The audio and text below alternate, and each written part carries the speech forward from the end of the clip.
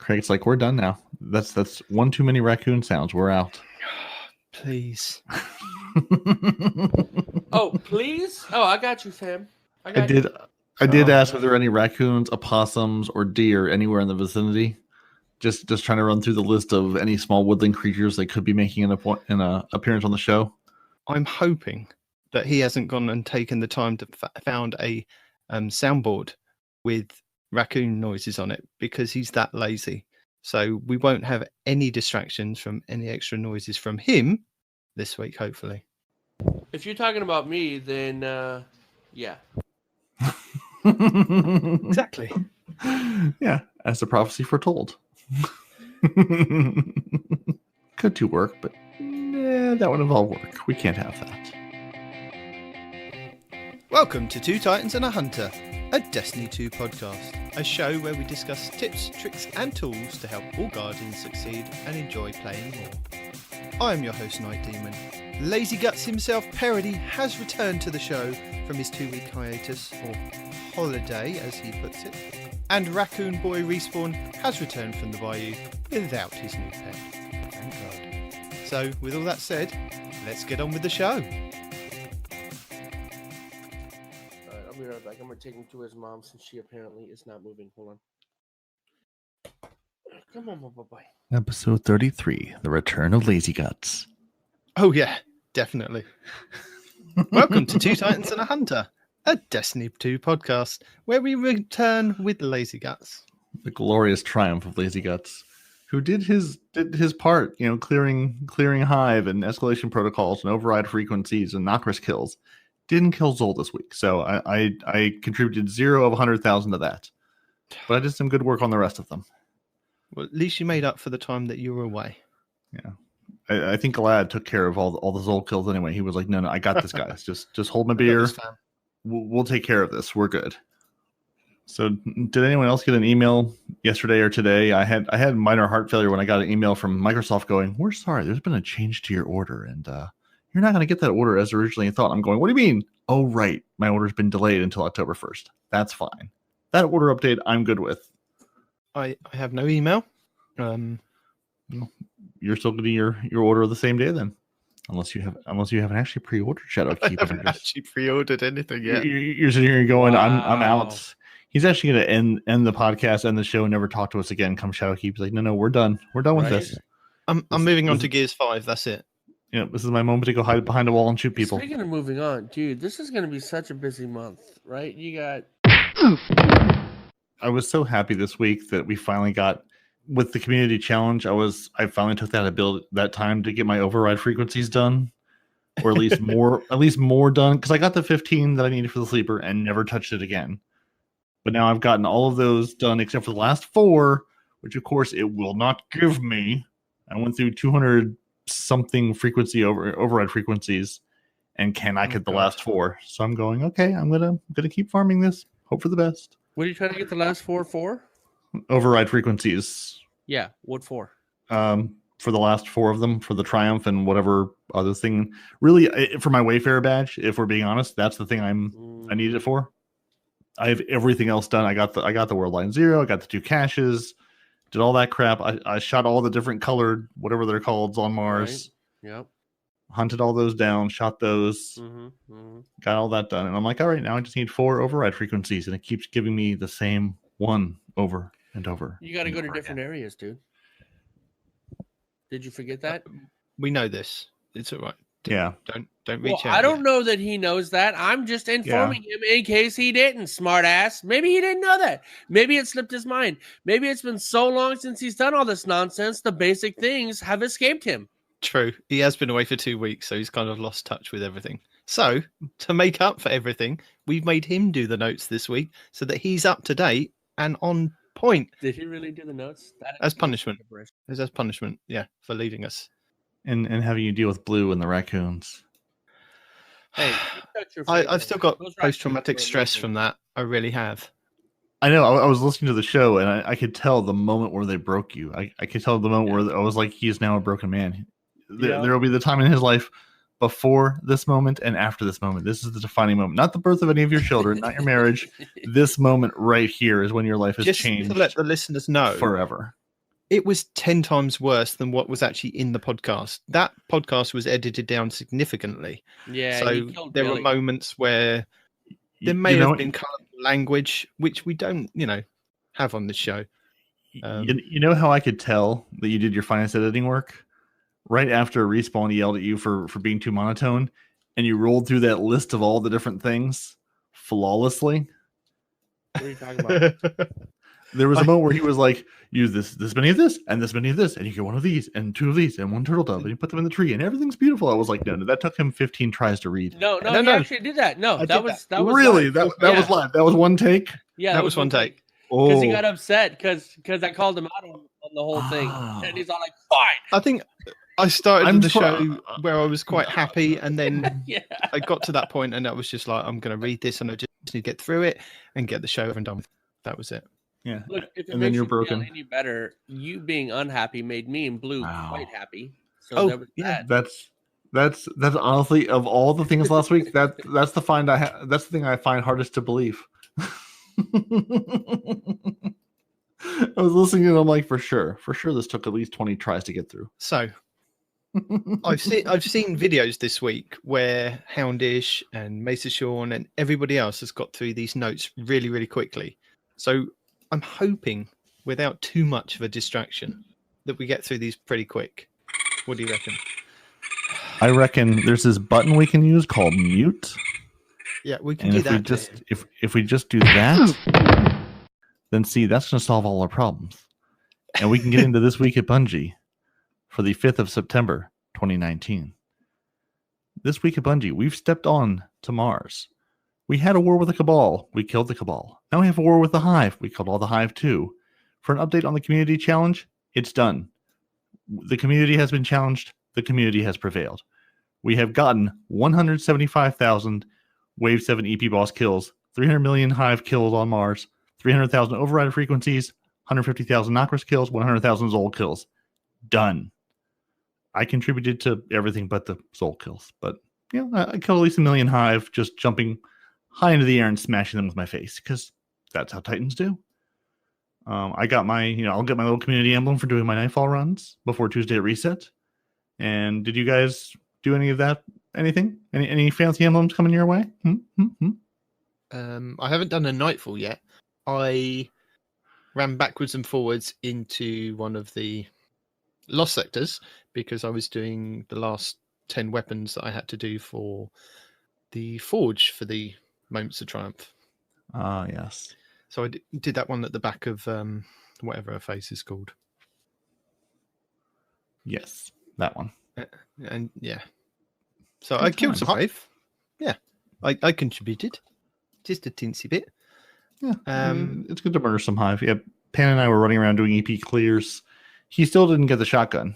ODST got the shotgun. I now have a full complement of weapons, but he still did not get the shotgun. The moment he got offline, though, ODST dropped. He got dropped for him. So clearly, it was just waiting for him to leave in order for the shotgun to drop. Yeah. Yep. Also, I don't know. I mean, I know there have been some buffs, right? But this week, whenever I played, I managed to get like all of the things I've been grinding for forever. Meaning, I got the 1-2 punch shotgun with just a few runs. I got my God Roll spare rations. And then there was something else. Oh, the sniper rifle from EP. I only did EP twice and got the sniper rifle. Like all three of those in the same day. I'm like, what the hell? Yeah. I mean, I had never seen the SMG or sniper rifle drop from EP. Even, of all the, not for me, not for anybody, I would watch a little loot feed at the end or anybody else with. I've never seen those weapons drop, and I've got both of them this week. So they definitely said, okay, if you don't have these, here you go. I got the Braytech Winterwolf and the Braytech something else because the schematics I had forgotten about. Those were even a thing since I had not done any override frequencies. So it's like, oh yeah, they buffed those. You can get more than one of those at a time. Still can't get more than one cache key per week because that's still locked down. But hey, it's cool. It's fine. We're not angry about that. So just as a reminder, to qualify for the exclusive community event emblem, you need to complete a Nightfall before Tuesday's reset. So that includes me as well. And if you're looking for the 200,000 points, I recommend doing the Strange Terrain Nightfall. and farming the knight at the top of the hill over and over again for many, many points. Worked out beautifully. Are you going to link that in the show notes? I will link that in the show notes. Nice. I will have to remember who it is. But yeah, it's basically you go to the top of the... It's the knights where you have to kill the knight, grab the little ball that they drop and throw it at the crystal. Kill the first knight, throw the ball at the crystal. Kill the second knight, throw the ball off the cliff. The knight respawns. Kill the knight, throw the ball off the cliff. The knight respawns. Over and over again. We did that for about 6 minutes and got about 110, 120,000 points before we blew through the rest of it. Works out. More competent fire teams could probably do better, but that's what we rolled with, and it worked out nicely. So you're taking the lead this week, buddy. All right. I'm staying quiet. Sounds good. I was looking for that. I'll find that video. We'll link that in the show notes of precisely how to do, even though I just told you that's what it is. So we have an upcoming Bungie bounty again. You can join the strike team. We're not doing Crucible. We're not doing Game, but we're doing strikes this week with the all-powerful head of Xbox, Phil Spencer, Gamertag P3, and Bungie CEO, Pete Parsons, Gamertag Mango. So your fire team are going to be these two fine gentlemen. If you get matched up with them and they decide you held up your end of the fight, you'll be awarded this fancy emblem at the end of the event. So look alive and bring your best game. It's a lovely emblem. Got some red, got some blue, got some starbursts. It's very Vanguard looking. I think Shax and Zalavala both would be very proud to own this emblem. So when does this happen? This happens on Xbox. Happens on the 10th of December. The 10th of September. December's way in the future. I'm already thinking about cold winter and Christmas time and fancy holiday events. The 10th of September in the Heroic Strike playlist, Destiny 2 Xbox Live. This is happening 3 to 5 p.m. Pacific time, 6 to 8 p.m. Eastern time, 11 p.m. to 1 a.m. London time. And for you those fine people, and for those fine people over in Sydney, 6 a.m. to 8 a.m. Wednesday morning. So Andy, get up early, jump online, play some strikes. And they've linked the mixer.com/Bungie account for this. So I'm assuming, again, because this is a Microsoft sort of sponsored thing, Phil Spencer's going to be there. It's on Mixer. Don't know if they're streaming it on Twitch, but they're definitely streaming it on mixer.com/Bungie. Now, even if you can't get matched up, because again, there's only 2 of them, there's only 1 slot open, there's a lot of people that won't get into this. Xbox is also giving away, and Bungie's giving away, some Destiny 2 Shadowkeep collector's editions, which are completely sold out. So tune in, watch the stream. They're going to be giving some of those away to people watching in the stream and chat, as well as some other surprises and treats for those watching the good times happen. So tune in for those 2 hours. Even if you can't play, you might win something good out of it. Now, the director's update. Go into the Shake Shacks. PvP, our poor, sad, languishing PvP, has not gotten any love. Now it's getting all the love come Shadowkeep. So what's happening, you may ask? Quick play and competitive? They're gone. We're removing them. Quick Play is now Classic Mix. It's a connection-based playlist like Quick Play was, and it includes Control, Clash, and Supremacy. Competitive is being replaced by a 3v3 survival mode, which now rewards glory. There's also a new survival solo queue, which also awards glory. So those of you who play D1, 3v3 survival should be very familiar to you. That's our new competitive playlist. No longer a scrolling list of different game types. It's this thing. We're also going to have a new 6v6 control playlist, which Bungie feels this is sort of the place for all the new kindergartens to sort of step their toe into Crucible. They think it'll be sort of a good intro to the game mode, to the mechanics.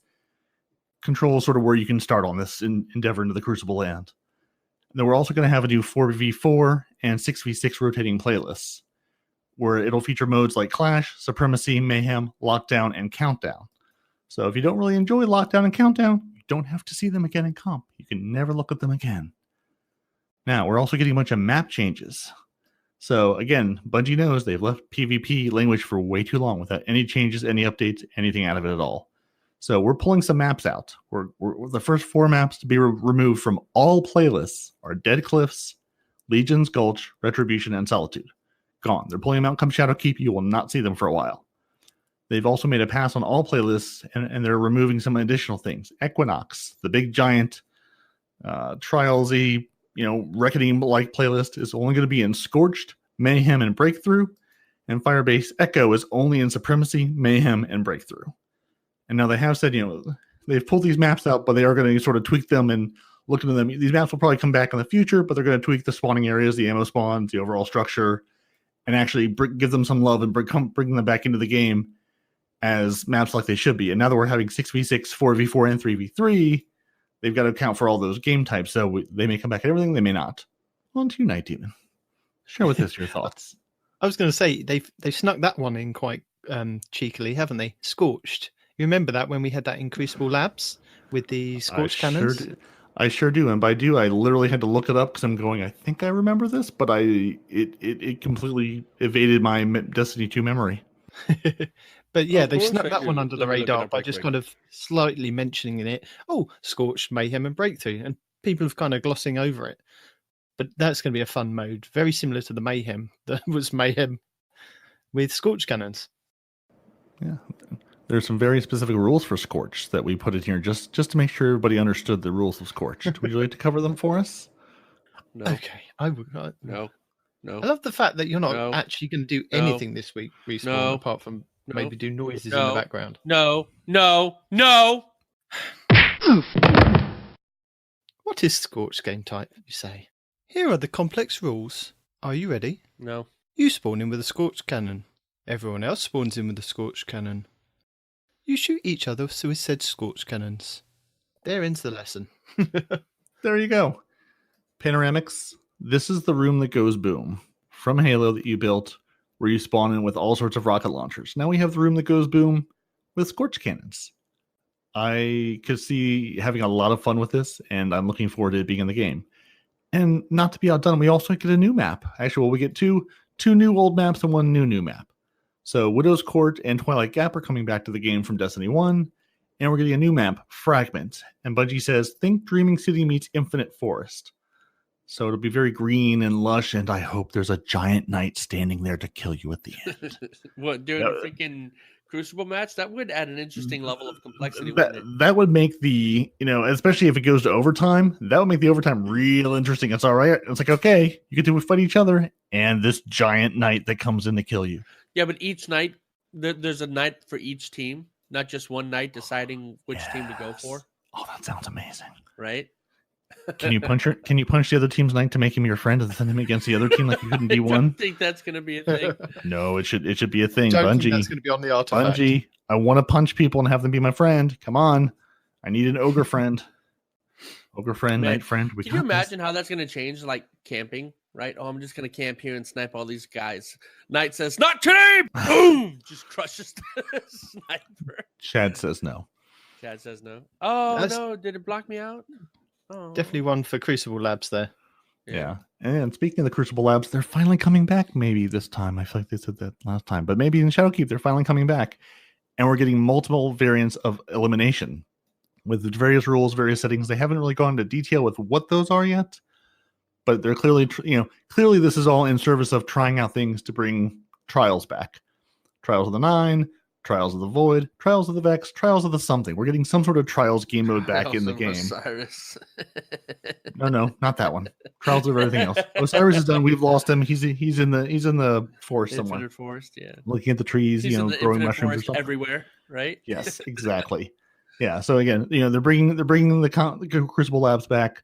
They're bringing elimination back with a bunch of different rules, trying to figure out what the community wants, what the best thing is. So I'm looking forward to just playing around with that, just seeing how that goes. And we're getting more good changes. Heavy ammo sharing. Those of you from Destiny 1 will remember in Crucible games, if your team grabs the heavy, you had sort of a chance. If you could huddle together and be shoulder to shoulder and hold hands, you could all get some heavy ammo. In the 6v6 game modes, the crates will sparkle, and you can run up to them with your buddy. You can skip through the tulips, through the flowers, and hold hands and all get some heavy ammo together. You'll have 7 seconds to pick up the heavy along with your other teammates. Now, you're not going to get as much heavy as you would as it is now. If you just grab the heavy, you get all the heavy ammo. You'll get a reduced amount of heavy, so not everyone's going to have the full complement of heavy ammo, but potentially your entire team of 6 could have heavy. Probably if it's like D1, I feel like it was like you would get 1 rocket versus the 2 or 3 or whatever you get before. So, it'll probably be something along the lines of that. You'll get a reduced amount, but you'll get some. Now the amount is static and doesn't change. Super sketch about that. I mean, because you guys should remember from D1, the leading team is going to get the heavy, and then once they get the heavy, it's game over, right? Because their whole team now has heavy, and they're like, well, they only have 1 rocket each. That's still 6 rockets on the field. Yeah, potentially. But Yeah. really, let's be honest, people aren't that sharing, and there won't be 6 rockets. It'll be 1 or 2 rockets, and then the rest of the team will be like, wait, I was right there at 7 seconds. Oh, it's gone now. Mm-hmm. So at least, and the amount of ammo you're going to get is not going to change, whether it's 1 of you, 6 of you that pick it up. It's going to be the same. It's a static amount of ammunition you'll get. So it's not like if the entire team gets there, you'll get less. You'll get the same amount no matter what. Right. And Bungie does say, the 7 seconds can be tweaked based on feedback. And if you're not the team to get there, the ammo box will turn red, indicating you can't get any of it at all. Sad for you. 4v4 and 3v3 game modes will remain unchanged. Still, the first person to get the heavy ammo gets the heavy ammo. Full stop. So they haven't actually said whether we're going to get 2 heavy crates on each map. I think by the sounds of it, it's going to be 1 box in the middle, and you fight over it basically. Yeah, that's what it seems like from their wording too. Yeah. Yeah, and So and even that Respawn, can change. Yeah, Respawn raises a valid point. You sort of have to play, you have to play smart and know where the heavy's going to spawn, and sort of be close enough to that heavy to grab it when it comes up, or at least be able to defend it. Titan Bubbles, this is your time to shine. Or, if you are the only person around it, you grab it, because if you grab it, that will save 6 other people that are running towards you from actually picking it up. So you're actually saving your team from that devastation. This is true, yeah. And again, they still have the 7 seconds. So even if they aren't, in Destiny 1, you all had to be right there and grab it at the same time. They've got 7 seconds to get there. So even if they're not right there, pull it for your team. Your other teammates can roll up, grab their heavy, and roll back out again. So I think it's going to be very tactical. Yeah. Which again, it seems like that's where Bungie's going with all this stuff. They're taking our power, our supreme, overly powered Titan-esque fantasy away of we are a god and we just stand here and do damage to you have to actually think a little bit now about what you're going to do. It's more, little less action, a little more RPG. You might die. Bad things might happen. You're going to have to think about your choices. Yeah, this to me sounds like it caters to the hardcore Crucible players. Right? Because if you communicate as a team, you're going to get the heavy. You're going to defend it. You're going to get it. You're going to wipe out the other team because there's only 1 ammo box. Right? Now, well, I mean, it also kind of caters to anybody in Crucible. If you have 1 good guy on your team who pulls it for your team, you can still benefit from that. You've got 7 seconds to get there. But that's like an extreme case, right? You're more likely to come across a team of sweaties than have a real bad team with 1 good guy that's going to carry them. You say that, but they're tuning, the new matchmaking settings, so you're less likely to come up against sweaty teams. I understand that, but they've been saying that for 2 years. So, excuse me if I'm a little skeptical on the whole matchmaking thing. Yeah, okay? I mean, you can be skeptical, but they are changing the 2 systems, so hopefully, the way that they're actually going to do the ranking system is going to change as well. So, if you're a good enough player, your glory will kind of reflect that, and it will get you up to the higher tiers of glory quicker than some other people that are kind of fighting through the bottom parts of it. And those people at lower skills will be fighting other people at similar skills that they are, but everybody will be going up, progressively together. Hopefully that will work out better. In one of the TWABs, he says, hey, if you're a good player and you just, crush some not as good players, you don't get hardly any experience. But if you are not such a good player and you end up winning against a team that has really good players, then your experience will jump up. That one statement tells me that the matchmaking is still going to be foobarred.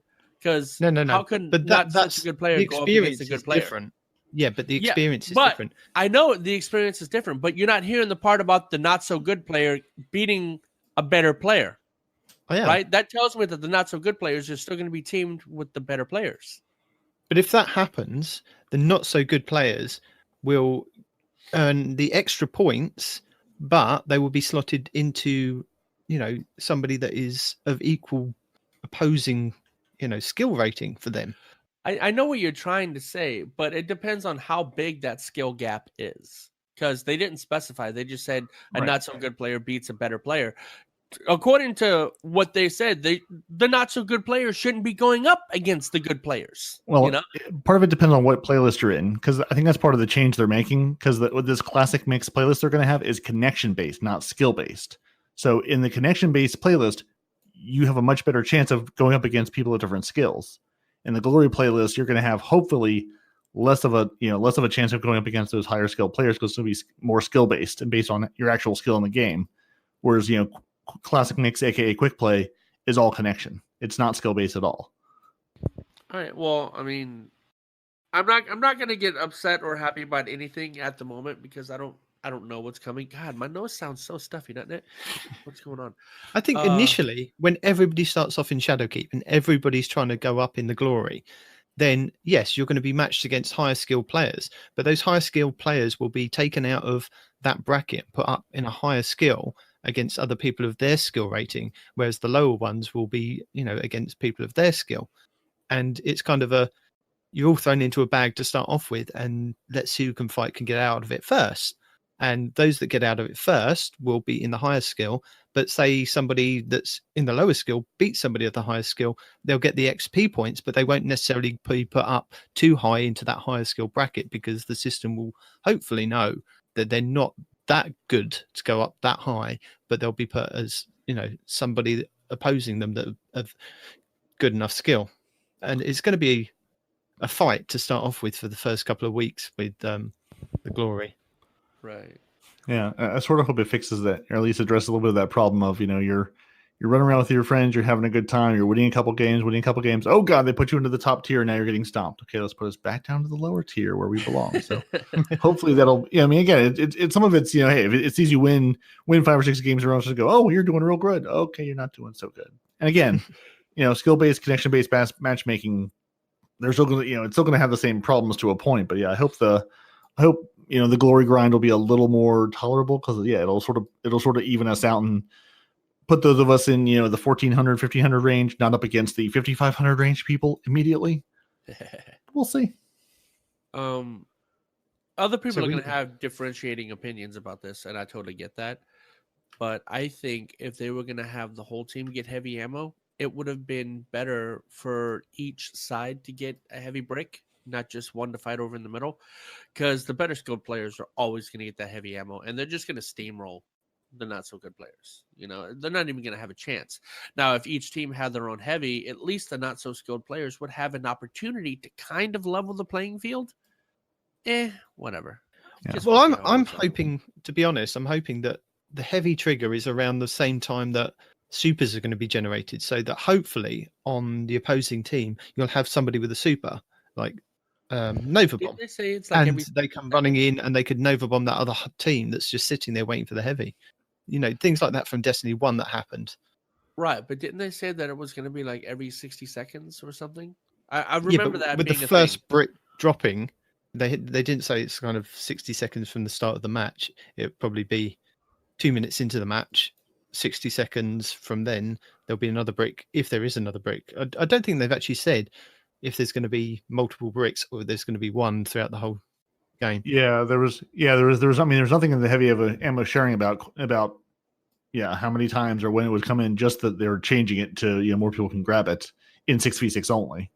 So it would make sense. It's gonna be interesting to see. And I mean, and the nice thing about all this is they're setting this game up so they can make changes more often, not just once per quarter, once per season, once per year practically. So it's nice that we'll be able to get some of the if the one heavy ammo brick is not working out, they can put a second one in. They can tweak this. They can change it around like they did in D1. We don't have to wait an entire 3, 6, 9, 12 months to get a change to things. And I think the same thing with what was I going to say? Completely lost my train of thought. Do you need a raccoon to help you? I got a raccoon. I don't. No, he needs a train sound. He's waiting. He needs a train sound because it got derailed. Yeah. Oh, a train sound. All right, I got you. Hold on. Give me a second.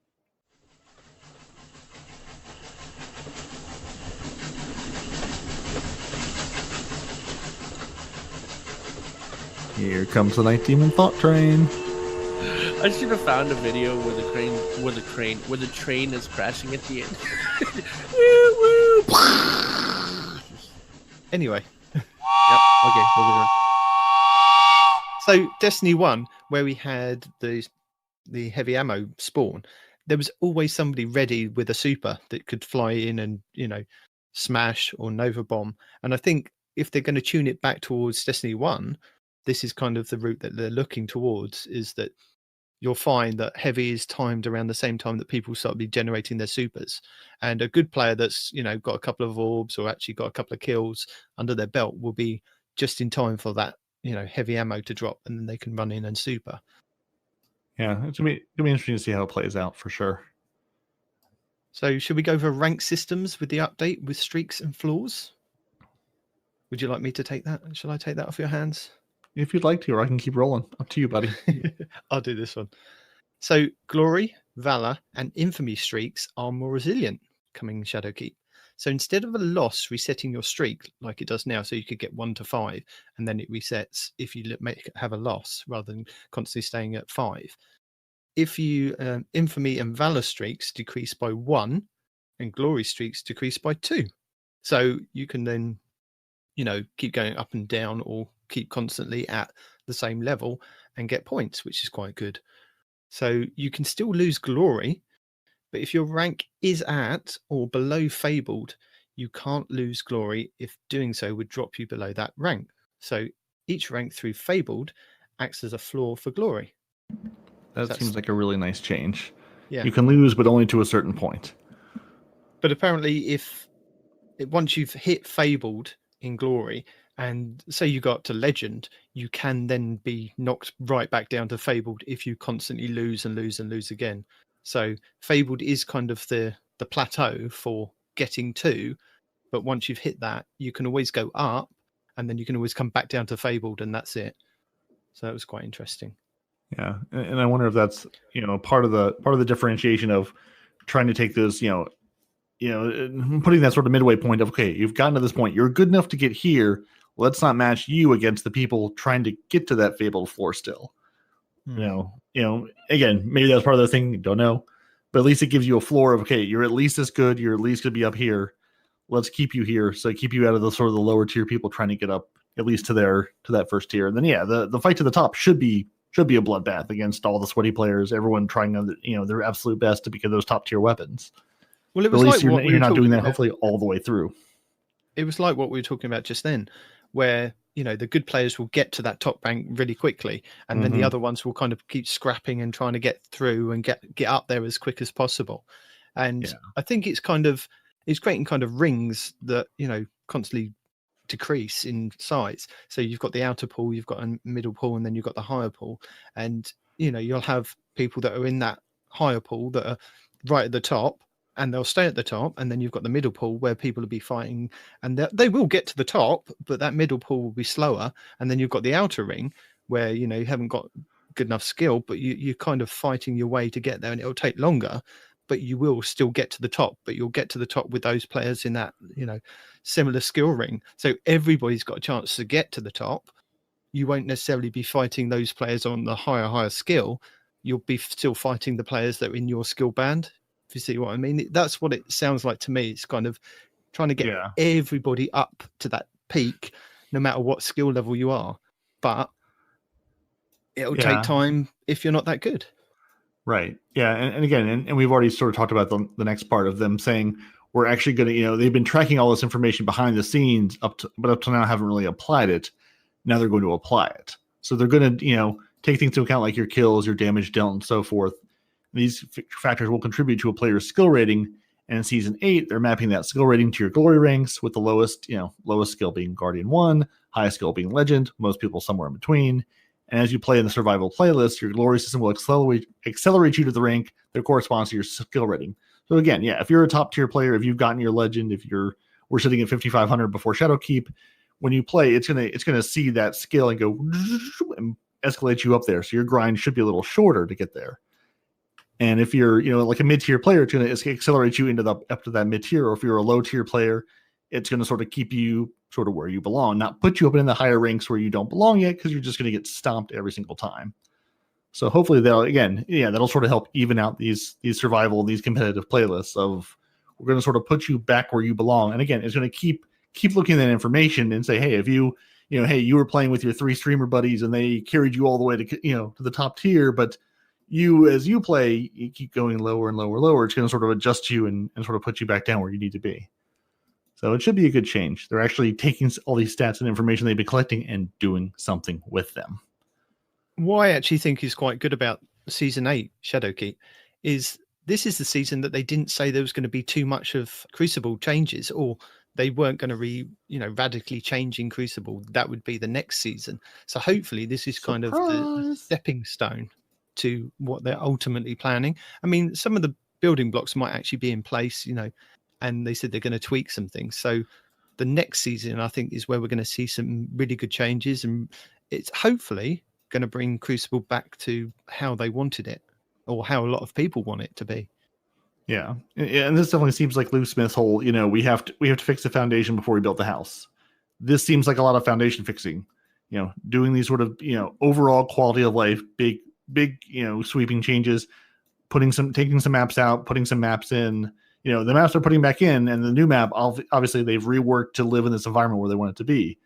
The other maps we've had since launch, started with 4v4, then we're sort of squeezed to be 6v6, and they're not, they're probably not tuned for that. It's part of the spawn, part of the spawn problems of when you've got 8 people on a map and now you're trying to figure out 12 people on a map and giving people a spawn where you're not going to be spawn camped the entire time. There's not enough room to do that, which is why you keep getting spawn killed and trapped on certain maps. So I think this will be a good foundation for what they have. Again, they're clearly planning for a return to trials. They're putting all this elimination back in. They're bringing the collabs back in. They're clearly focusing on this. It's not done yet, but they're moving in that direction, and that's a good sign. The things that we know are like Widow's Court and Twilight Gap, which are the returning maps from Destiny 1, are 6v6 built maps for Destiny 1. So you at least know they're going to come back and maybe reimagined, but they will definitely be a 6v6 style map. And I don't think that their new one, the Fragment. I don't think that's going to be a 4v4. That's going to be built ready for 6v6. Anything that's coming forward.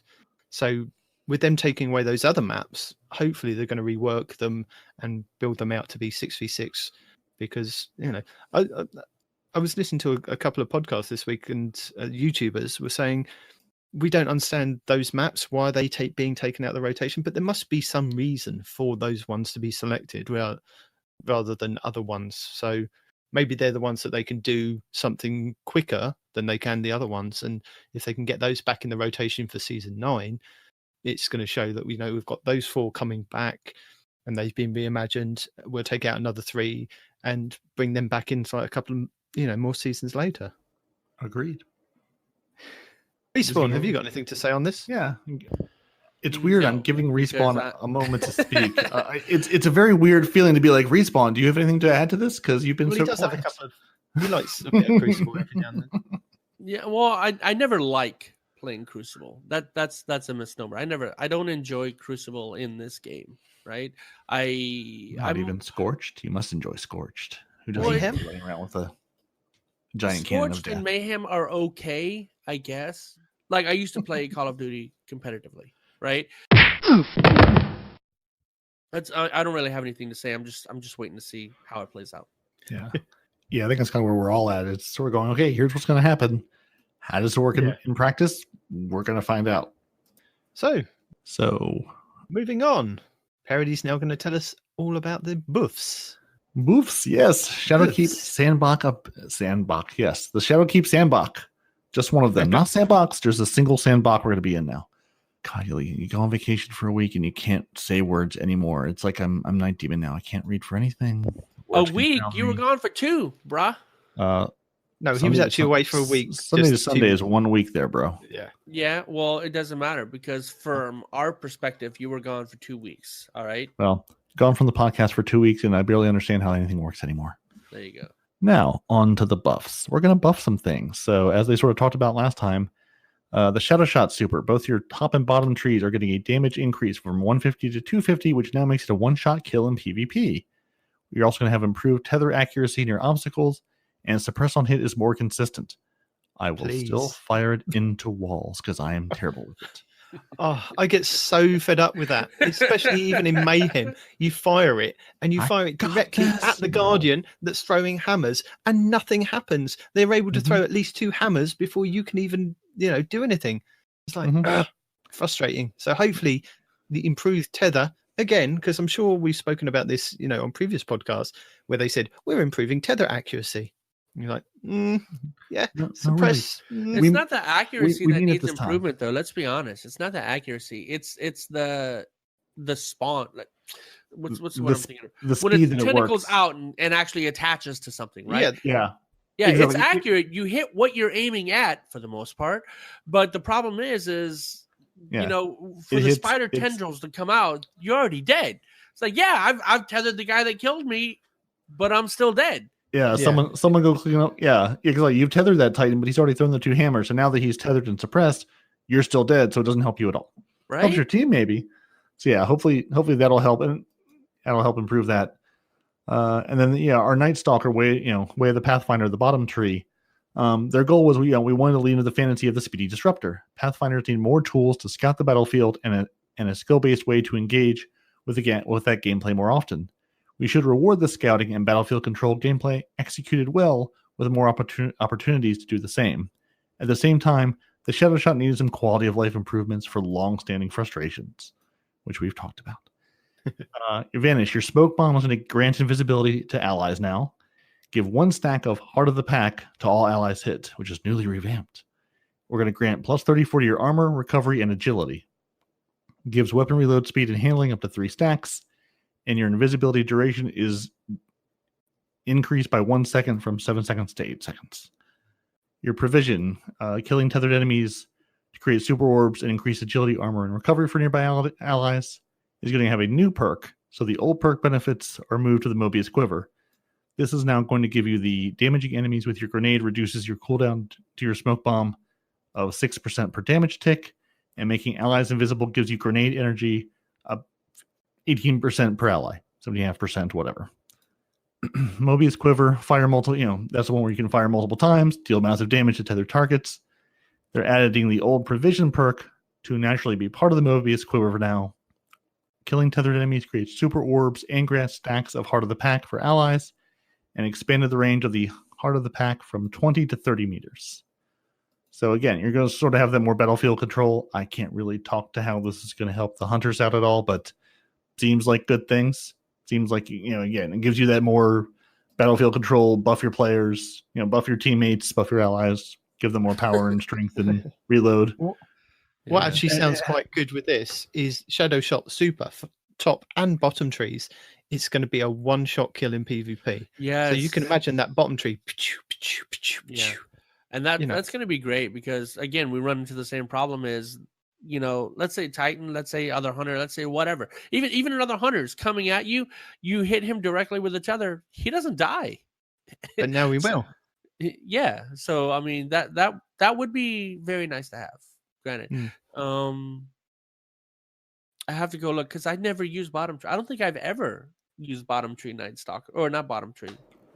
Yeah, bottom tree. The one with the multiple shots. I don't think I've ever used that. So I don't even know if that suppresses. Yeah, it does suppress, but no one else has either, apparently. It's a very short time that it does suppress, so it will hit whatever you want it to hit. I don't care as long as it ends a super. I don't care how long they're suppressed. Yeah, but no, but it's very minimal. Yeah, it's very quick. It reacts as well.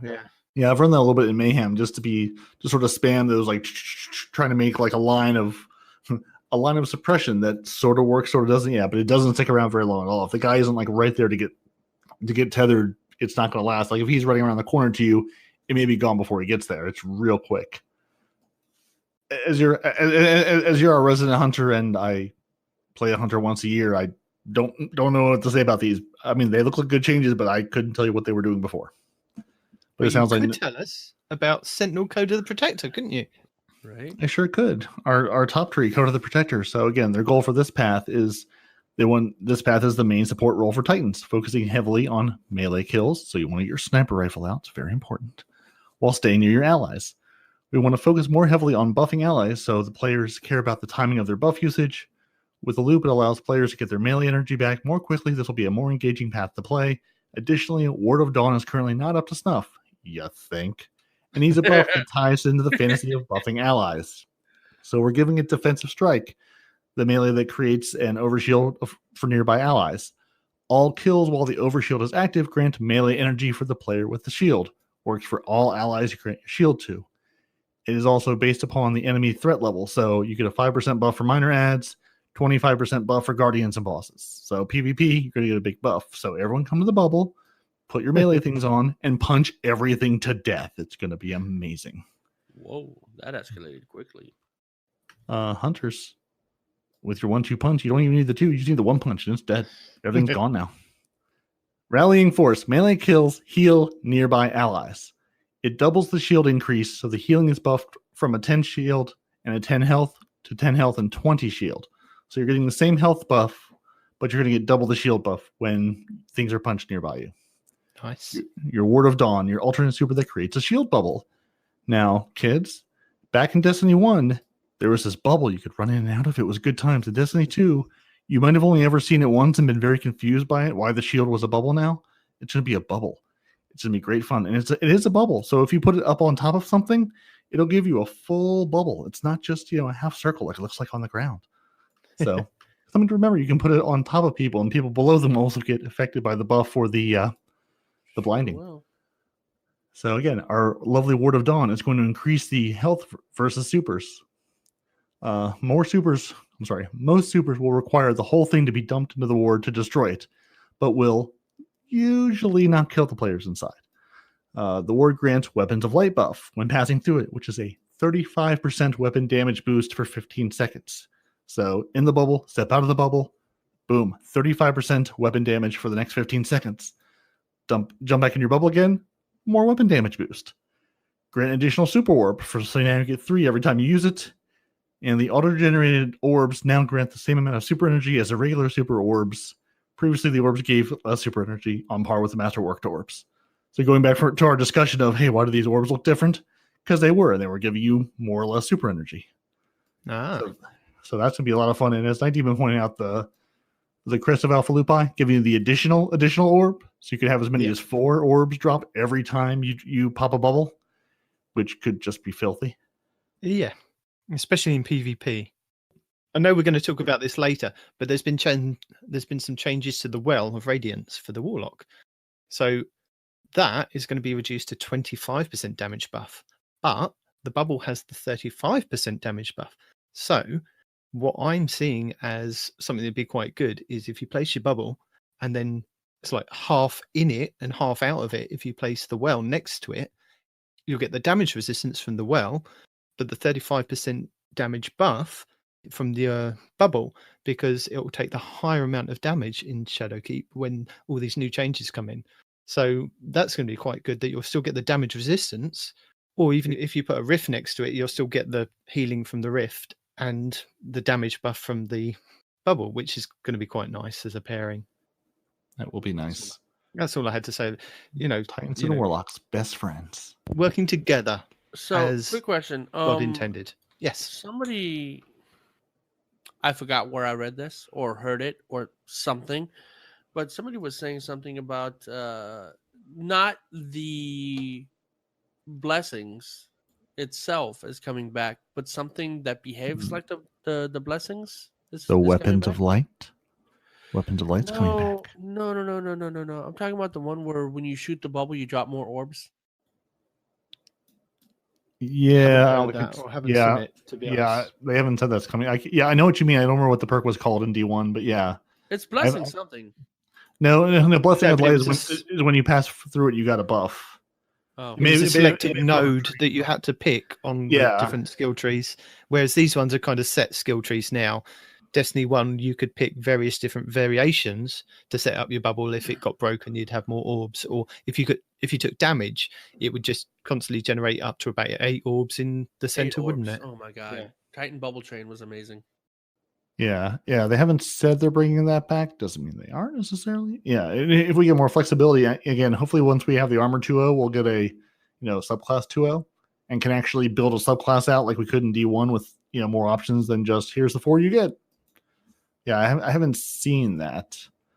Doesn't mean it's not happening, but yeah, I haven't seen that it's coming back. I know what you mean. I can't remember what that perk was called on the tree. But that would be nice. I'd be into that. So, Sentinel Code of the Aggressor, which is the bottom tree, Peroty. Mm-hmm. So our Shield Bash is getting some love. It now suppresses the target hit and any enemy within 2 meters, which they basically have to be standing side by side and holding hands. So good if you're running into a control point or playing Gambit, or on the bridge in the Reckoning. That's about it. So nice little Shield Bash edition. Nothing crazy. And our Warlock friends are getting a little bit of love. So the Voidwalker, 2 Minute of Hunger at the bottom tree, your Nova Bomb leaving behind that damaging area of effect pool. The initial and explosion damage is going to increase 15%, and the lingering damage is also going to increase 15%. That's nice. It is nice, because no one uses that one either. Everyone uses the Slovo Bomb. So your Dawnbladed 2 Minute of Grace, the middle tree, your alternate super that creates the healing buff for allies. It's going to grant an additional super orb, bringing it up to 3 as well, just like the bubble. And your auto-generator, they're basically giving the same buffs that they're giving the bubble. It's going to give you 3 orbs, and those orbs are going to give you more super back. Yep. So, your Well of Radiance and your bubble. So again, pop those side by side. That is 6 new additional orbs.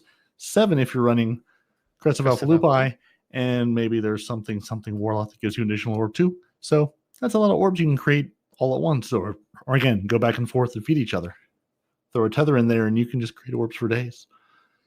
And now this is where we add in the boo sounds and respawn. Come on, respawn. Add a bit to it. What do you mean boo, dude? This is great. Shut up. All right, so Night Stalker, Way of the Trapper, blah, which is our top tree. This is good. This is the nerfs. These are the nerfs. Wait, what? This is Respawn's favorite part. This is where he's missed what reading the top word is. I did, yeah. Because it's on a different page. Well, see, I'm already on the next page, man. I stuck nerfs in there as real small because I wanted to sort of hide it, but buffs in there real big because we're buffing things. Because I feel like we never buff okay, things. So for those that are listening, right on the previous page, he says nerfs in tiny letters, but the description doesn't start until the next page, which is where I'm at, right? So it shows Night Stalker, Way of the Trapper, top tree, but the nerf isn't on this page. The nerf is on the previous page. See, I've got the nerf and the Night Stalker on the same page, and then the first thing on the next I don't know what page. you've done to your page. Okay, so what I've done to mine is I had to save it as a PDF because it wouldn't let me download it from your email. Like when I clicked the download button, nothing was happening. So I had to right-click, save as PDF, and this is what I got.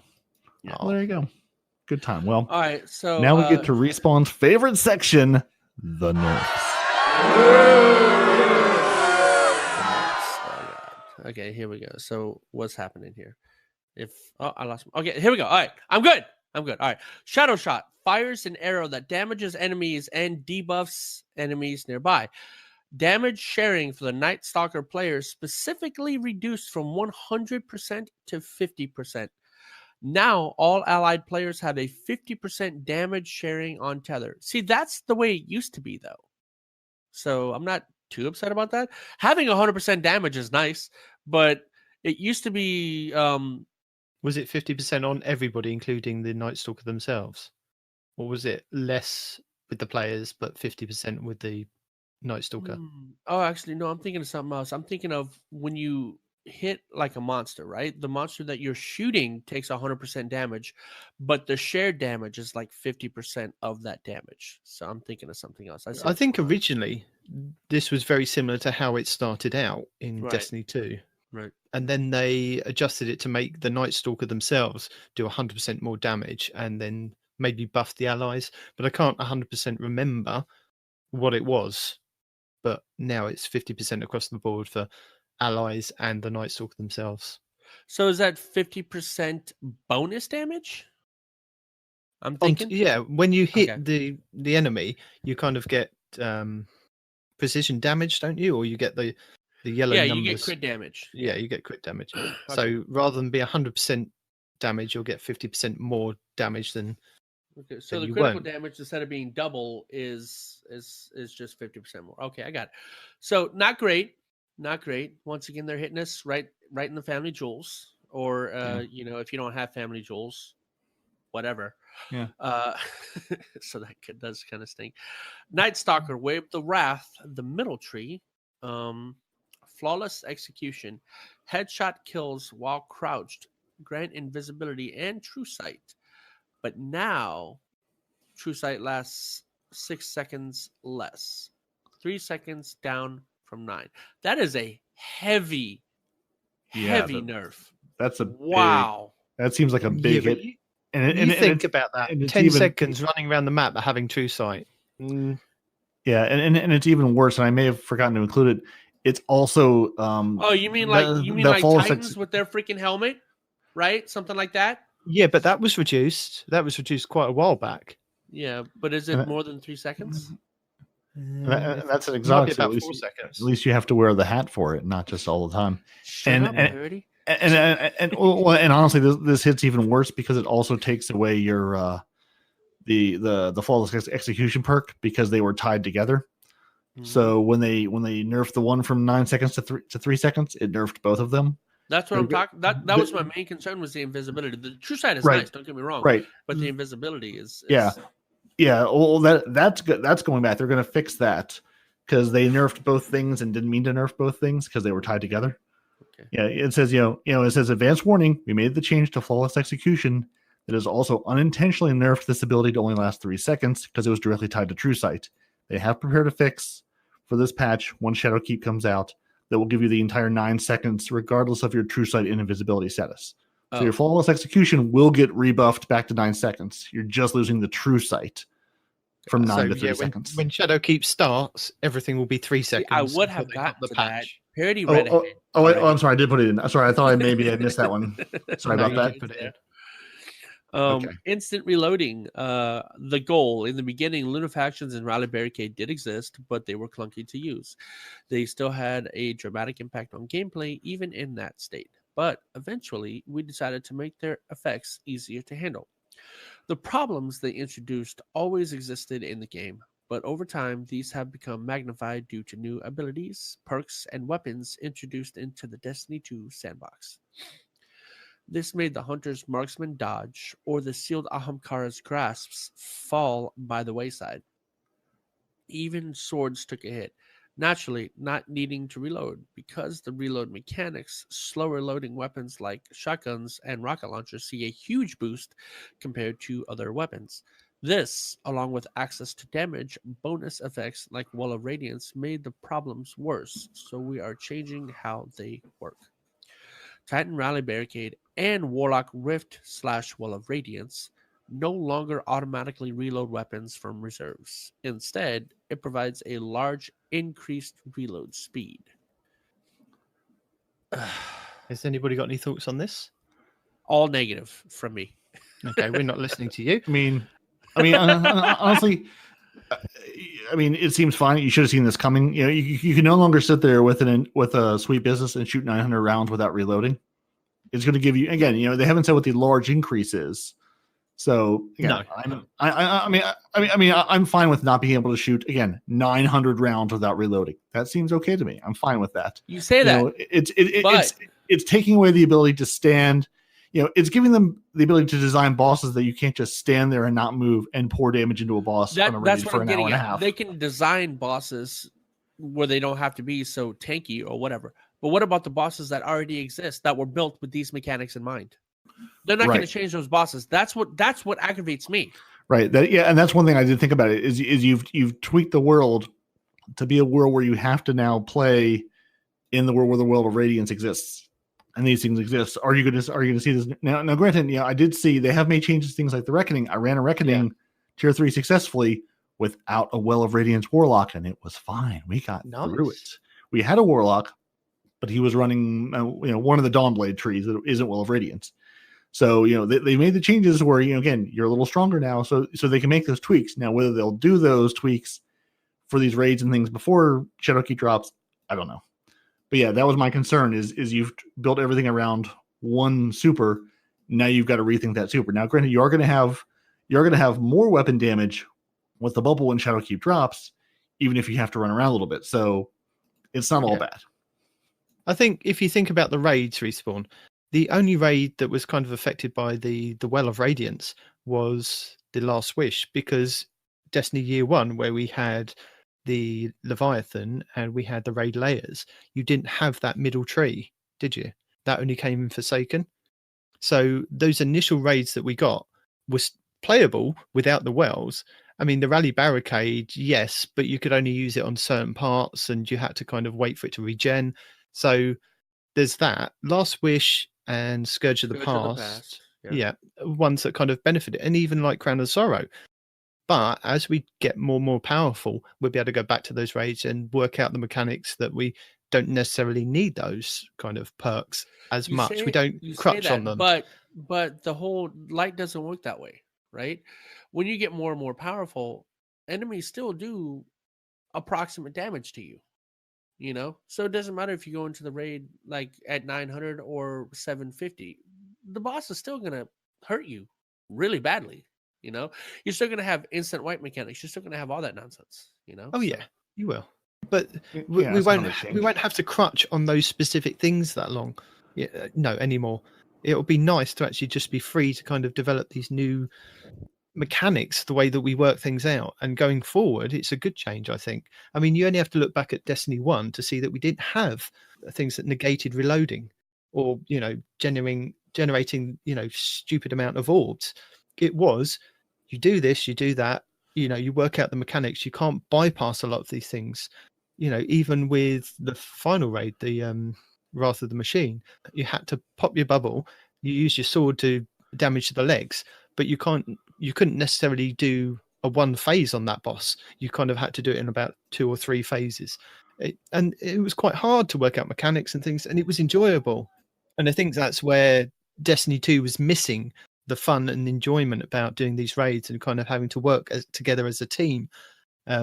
Because we had all these super things that just gave us more orbs, gave us, negated the reload, and you could just fire your mountaintops, your Swarm of the Ravens just into these bosses' face, and they'd be over and done with, and it's going to bring back things like auto-loading holster. It's going to be more viable for things like that, because you think about it, if you get a Swarm of the Raven and you fire off, 6 shots, put it away, pull out your mountaintop, fire what you can with that, pull out your Swarm again, and it's already reloaded with 6. There are things that are kind of going to still work, but perks like auto-loading holster, the Actium War Rig will be a thing again. The Actium War Rig, and guess what?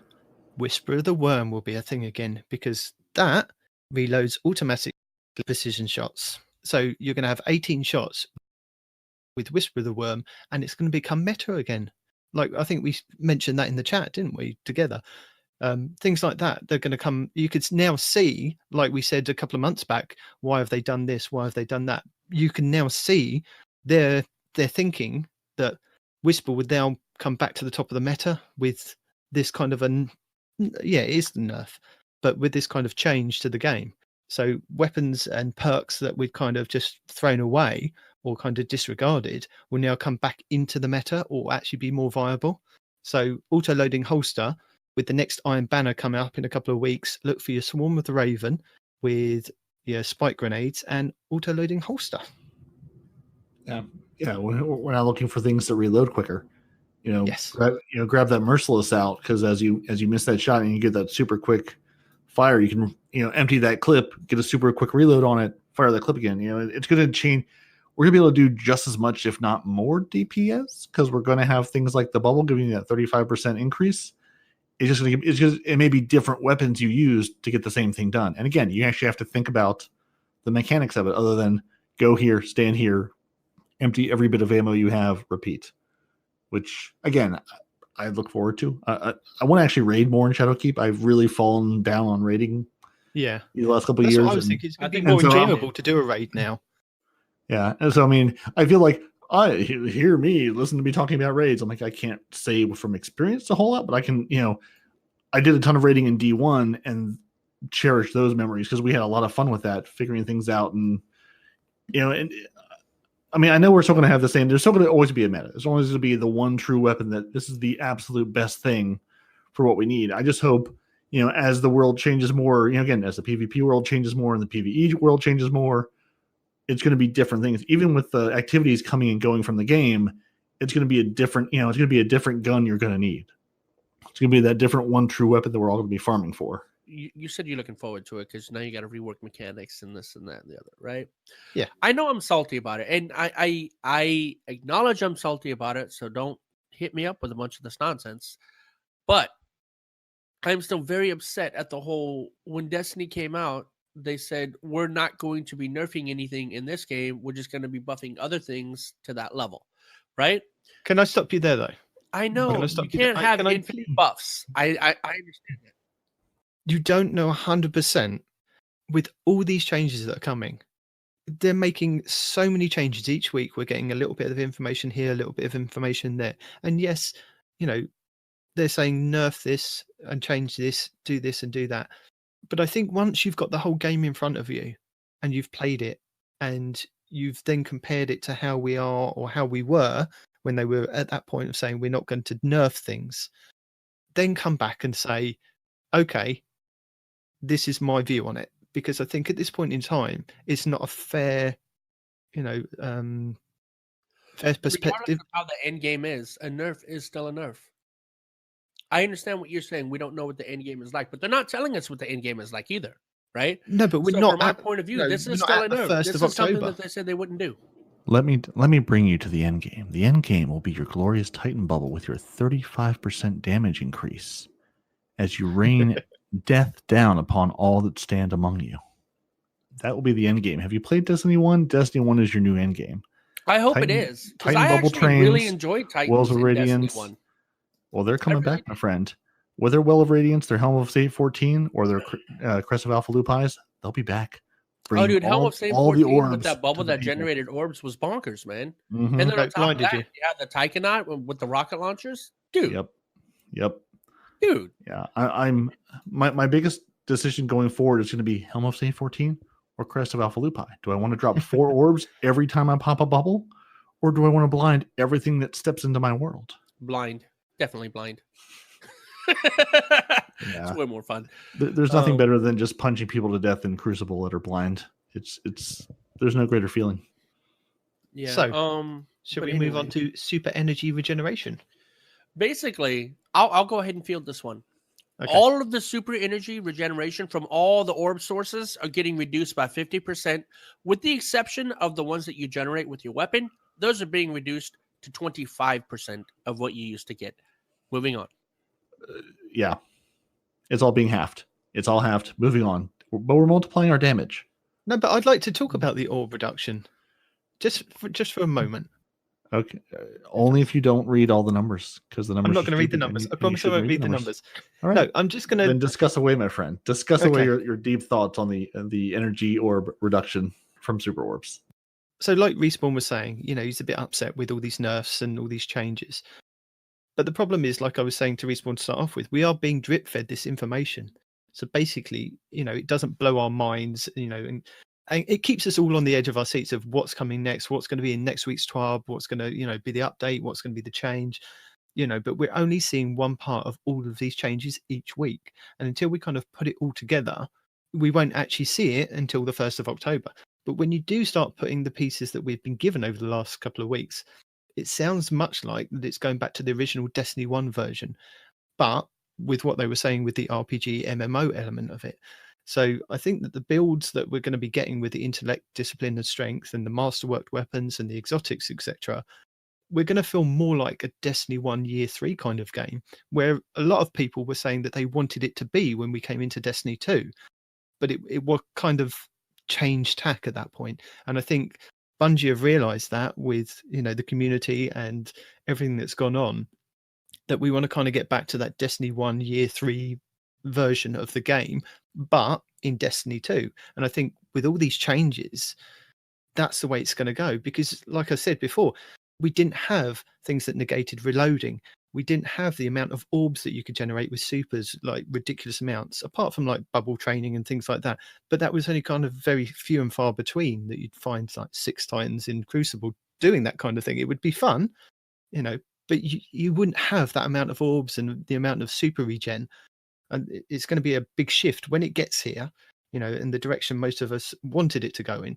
But it's not going to be perfect straight away. So we've kind of got to give them a chance to kind of iron out all the kinks.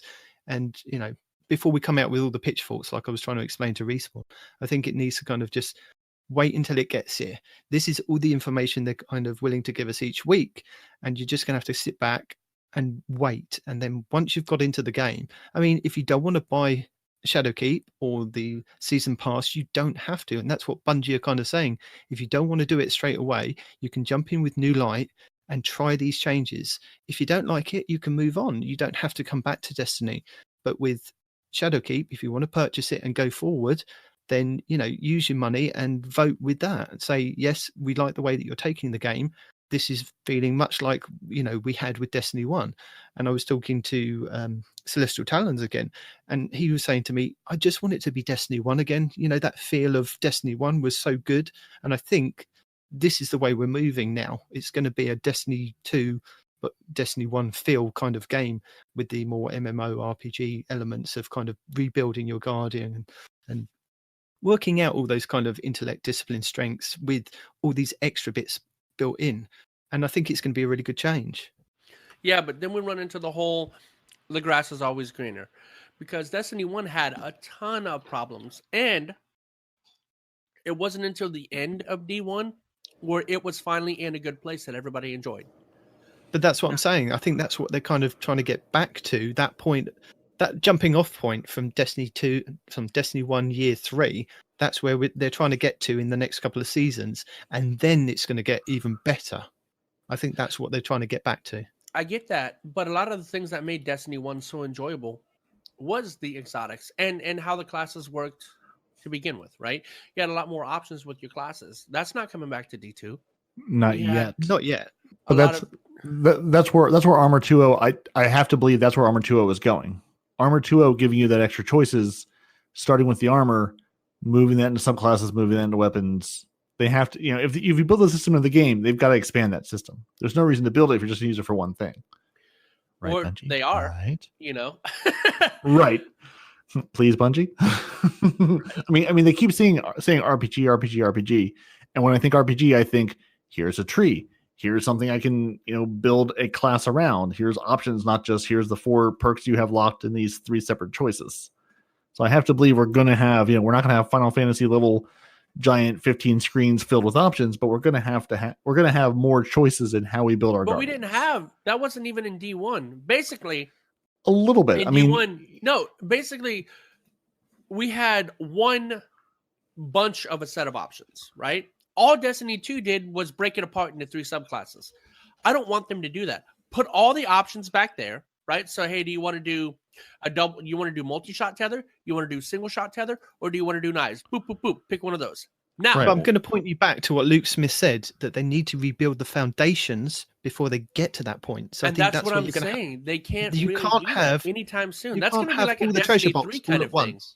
You can't have it all at once. You're going to have to go with them on this journey, and you're going to have to go with trusting them that Shadowkeep is going to be the way forward, and then we can go and say, right, this is what the community want. They want the broken down subclasses so that we can get the different trees going again, and it's going to be a complete rework of the whole game for that to happen. But if a lot of the community want that, I think that's where they'll go. They will change the game.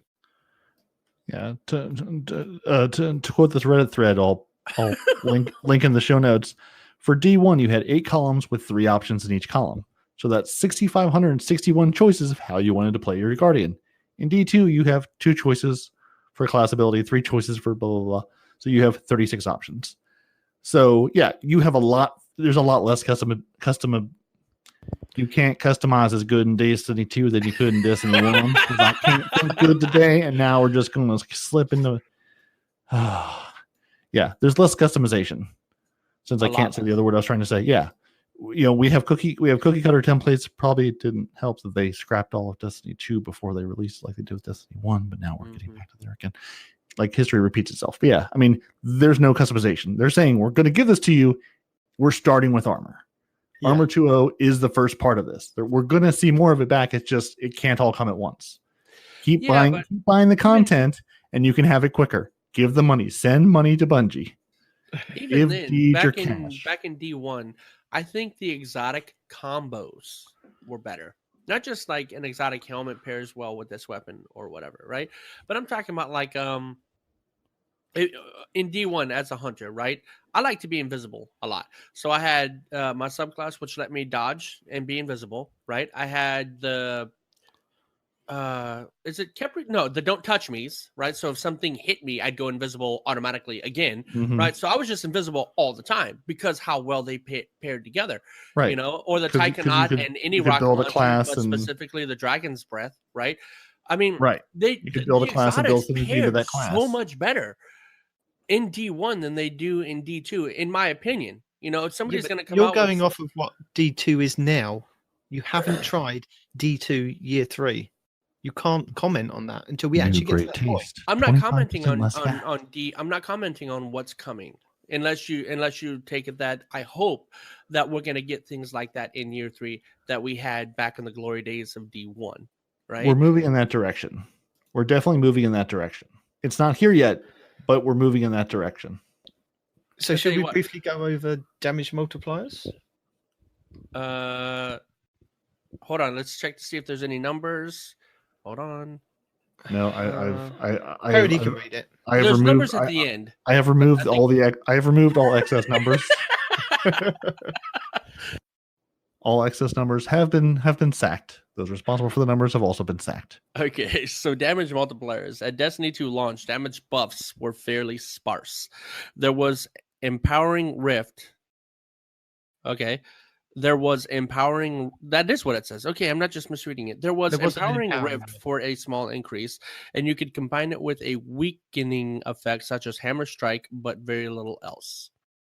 As time has gone on, we have introduced Wall of Radiance, Weapons of Light, Guiding Flame, Frontal Assault, etc.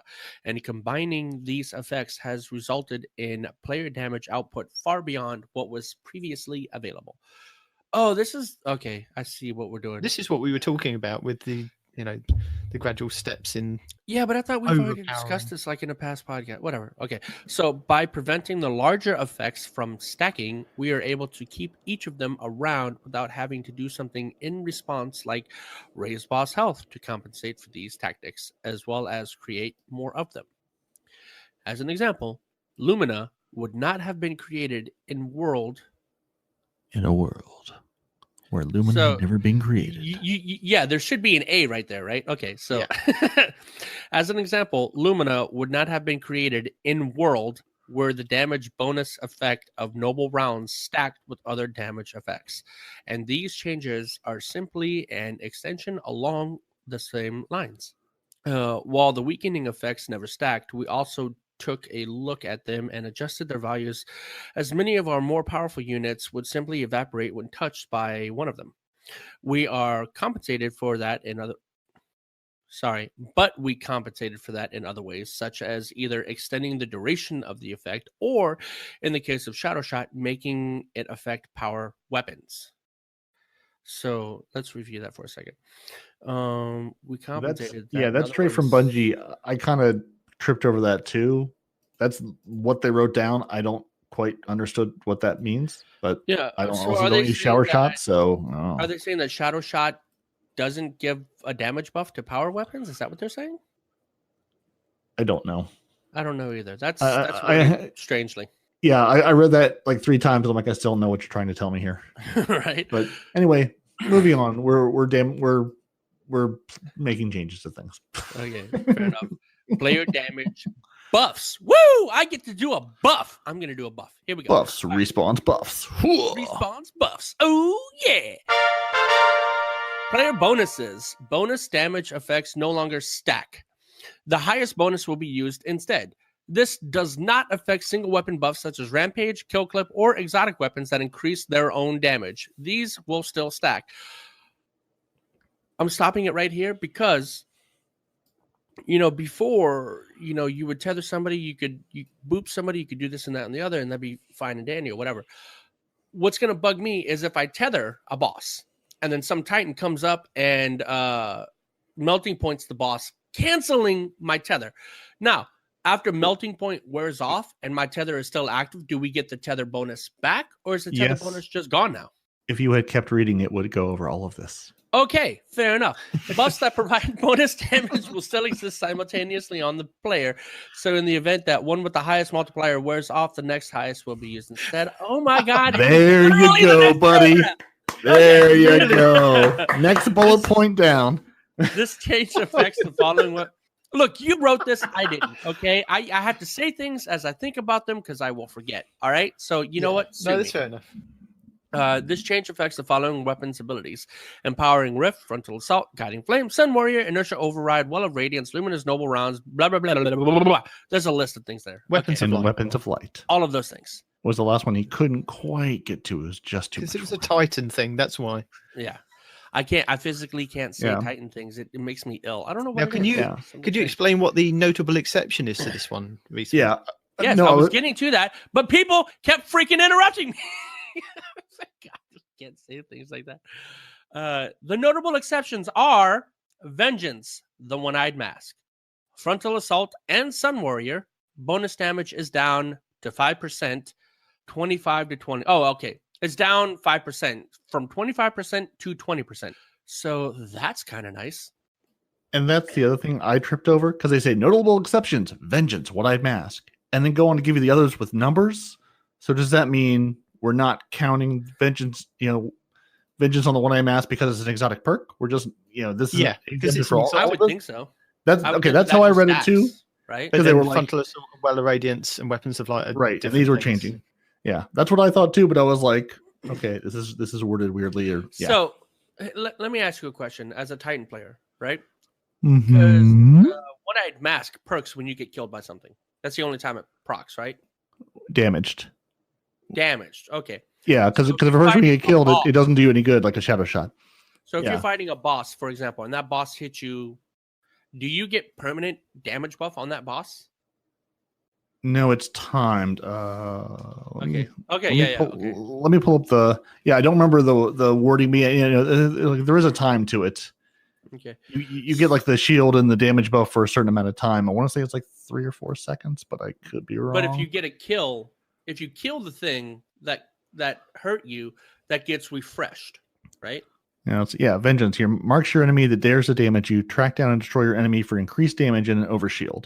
So if you're fighting a boss and he damages you, you're not getting the increased damage and overshield for the kill, but you get the mark. So yeah, I don't remember what the timeout is off the top of my head, but yeah, I know it is refreshed. Like if you're running around Gambit and you get a kill, or Crucible, get a kill, it does refresh it. But for a bot, if you're killing ads, it'll give you refresh on the ad kill. But if you're just fighting a boss, Now, it's not going Killing to any give you the enemy full will thing. refresh it, or another enemy that has damaged you will refresh it. Getting the kill gives you the refresh of the extra damage and whatnot. Okay. Killing But something.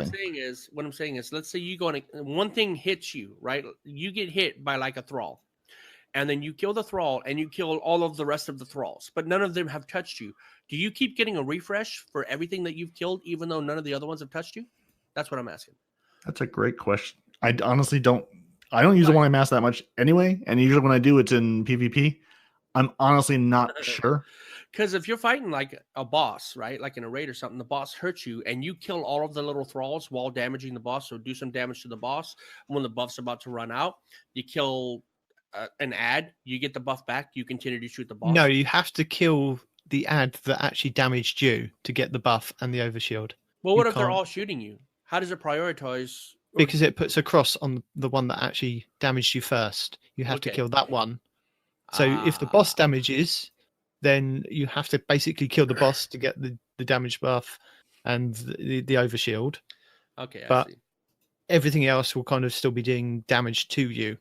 That answers one of my questions. Now, the only thing I need to look up is if killing anything refreshes it, or if you have to kill another thing that Can I damaged you. can I just give you a word of advice? What? Just go and play as a Titan and experiment with the mask. Can't do it. Enemy debuffs weaken. No, whenever the new expansion comes out, I am going to be playing a Titan more because from what I've seen, the Titan is also going He to looks be sexy in that new armor. right. The Titan's going to be a support role now too, which I think is kind of cool. Yeah. So it's going back to its old Destiny 1. It's now Right. the support role for things as opposed to the Well of Radiance. It's and now that's what I enjoyed double. because I could tank a lot of damage and then I could put up shields for my comrades or heal them or whatever. Right. So that I enjoyed. I enjoyed playing a Titan like that, not just running around headbutting, planets. Right. The planet had it coming. Okay. It's irrelevant. So enemy debuffs They're weakened, apparently. You had to put in parentheses there. I didn't know a debuff could be a strength, but whatever. So Shadow Shot. Incoming PvE damage is down 5% from 35 to 30%.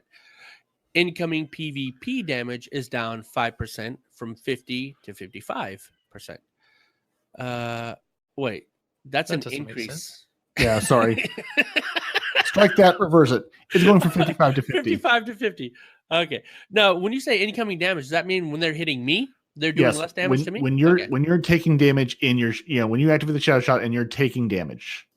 Oh, I see. When I'm actually firing the weapon. Okay, I got you. Not when they're tethered. When I'm actually yeah. When I'm trying to shoot you before you kill me, before your Shadow Shot tentacles grab me, and I'm trying to shoot you, you're gonna, We initially did more damage to you, so basically you're going to take less damage. This effect no longer excludes power weapons. See, that explains a lot. I didn't know power weapons were excluded, right? So whenever I was jumping up in the air to fire a Shadow Shot and I got popped by a freaking truth, I was like, what the hell? Right? I thought I had extra damage. It's the truth. There's no way you're going to get away from this.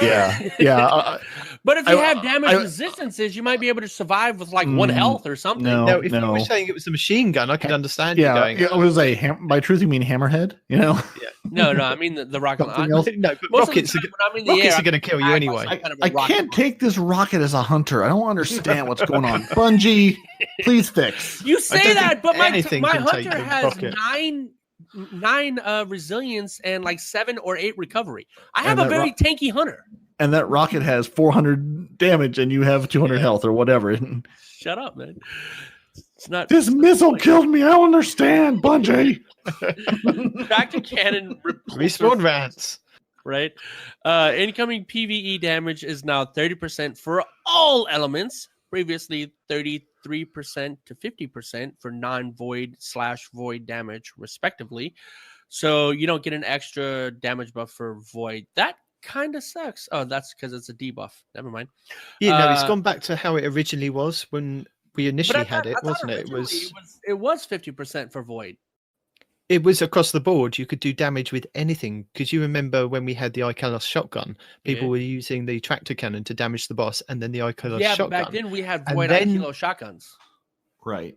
No, you had. It was mainly for the solar, wasn't it? That's why they changed it to solar and restricted it to solar. Do you remember? I remember them changing it to solar, but what I'm saying is back then, whenever the boop cannon first came out, we had access to escalation shotguns of all 3 element types, including void. So that was another reason why that was a thing, because you could boop somebody with the void cannon and then light them up with the void shotgun. Yeah, but I think initially it was damage across the board, and then they touched the tractor cannon to say, oh, void does more damage, and then people realized they could get the void shotgun and do more damage. So then they were like, we're going to change that shotgun to solar, but still let you have that void damage over there. But now it's gone back to how it originally was, where you do damage respectively across all elements. Because I don't remember, I'm not going to argue, so you might be right. Incoming PvP damage is now plus 50% for all elements. Previously 33 to whatever, same thing. So PvE 30% across the board, PvP 50% across the board. That seems a little backwards to me, doesn't it? Bungie says so. Okay. Hammer Strike. Incoming PvE damage is now 30% when it was previously 50%. Duration increased from 6 to 10 seconds in PvE. So Hammer Strike. Is that the giant maul? That's when you hit somebody and it's the burning. That's the run up to the raid boss, hit him, set him on fire, and you can do more damage as a team. Yeah, that's the run up and debuff thing. Oh, that's not the super. It was something else because everybody else calls it like the burning. Because nobody knows the names for any of this crap. when you read tractor cannon, your brain goes boop cannon. That's just what it's called. You go boop, and then things die. That's the weapon. Melting point. Everybody calls it melting point, don't they? Because that's I think what it we had that in Destiny 1, where it was melting point. They changed the name to Hammer Strike in Destiny 2. That's why everybody calls it melting point. Gotcha. So that's your melting point. Right. Incoming PvE damage is now 30% when it was 50, and the duration has increased from 6 to 10 seconds. Well, then what the hell is Shattering Strike? Is that when you chuck the shield? What is that?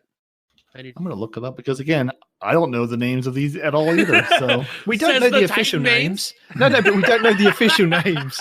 we don't know the names of things. Come on now. I understand the hunter not knowing what a hammer strike or a shattering strike is, but the Titan, both of the Titans, I understand We even told one of you. Melting Point. It's not called Melting Point. Besides, who plays classes besides the one true class, the bubble? So who cares what?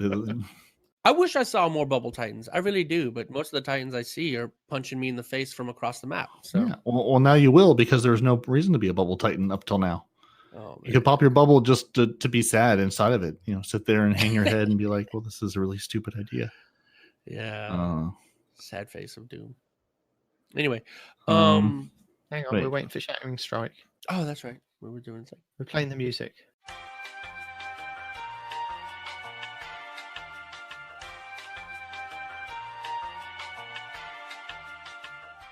Two hours later.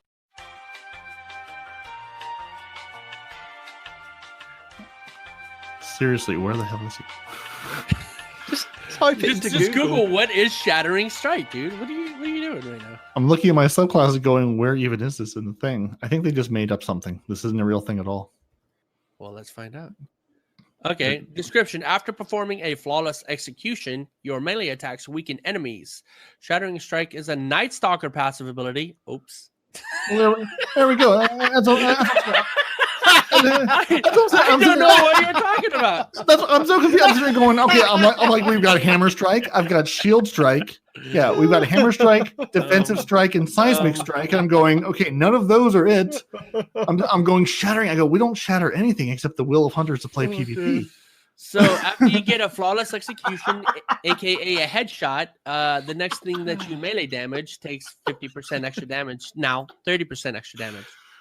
Obviously, I knew what it was. I was just seeing if you guys did. Welcome back to Two Titans and a Hunter, where none of them know how any of their characters work. So we're all going to be playing Warlocks for all of Shadowkeep. Apparently. Hey, I knew what it was all along. I was testing you guys. I was trying to expand your hunter knowledge. Okay, obviously by asking me which Titan thing that was. Got it. Good talk. See, you should have said that's not a Titan thing. That's a hunter thing, and then I'd have been like, "Congratulations, you passed," but you failed. Hey, so. I just copy the notes. I don't actually read them or pay attention to them. Come on now. Hey, I read them, but I don't actually pay attention to them. So, okay, so and they're doing the same thing with super damage resistances. Yeah, they are. So can you read that, because I don't want who to go into all the specific numbers. There's numbers. Yeah. There's very few. I could go into my monotone voice and just read you all the numbers. Welcome back to Demon's Dreamy Time, where Demon will read you things to put you to sleep. 100%. He needs to put lullaby music in the background as he's talking right now. Since the launch of Destiny 2, we have slowly introduced buffs to supers, especially roaming supers. While we believe supers should be powerful as they should not be mindless, we wanted supers to be more risky in both PvE and PvP. We want players to think about positioning and timing more. Not long ago, we experimented. Or somebody snoring, crickets in the background, something. No, come on, somebody else take the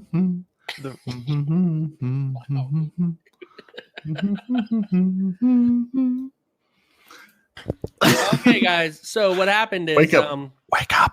Right now, Respawn's talking. Everybody, wake the hell up. Yeah, problem is, what am I talking about? Hold on.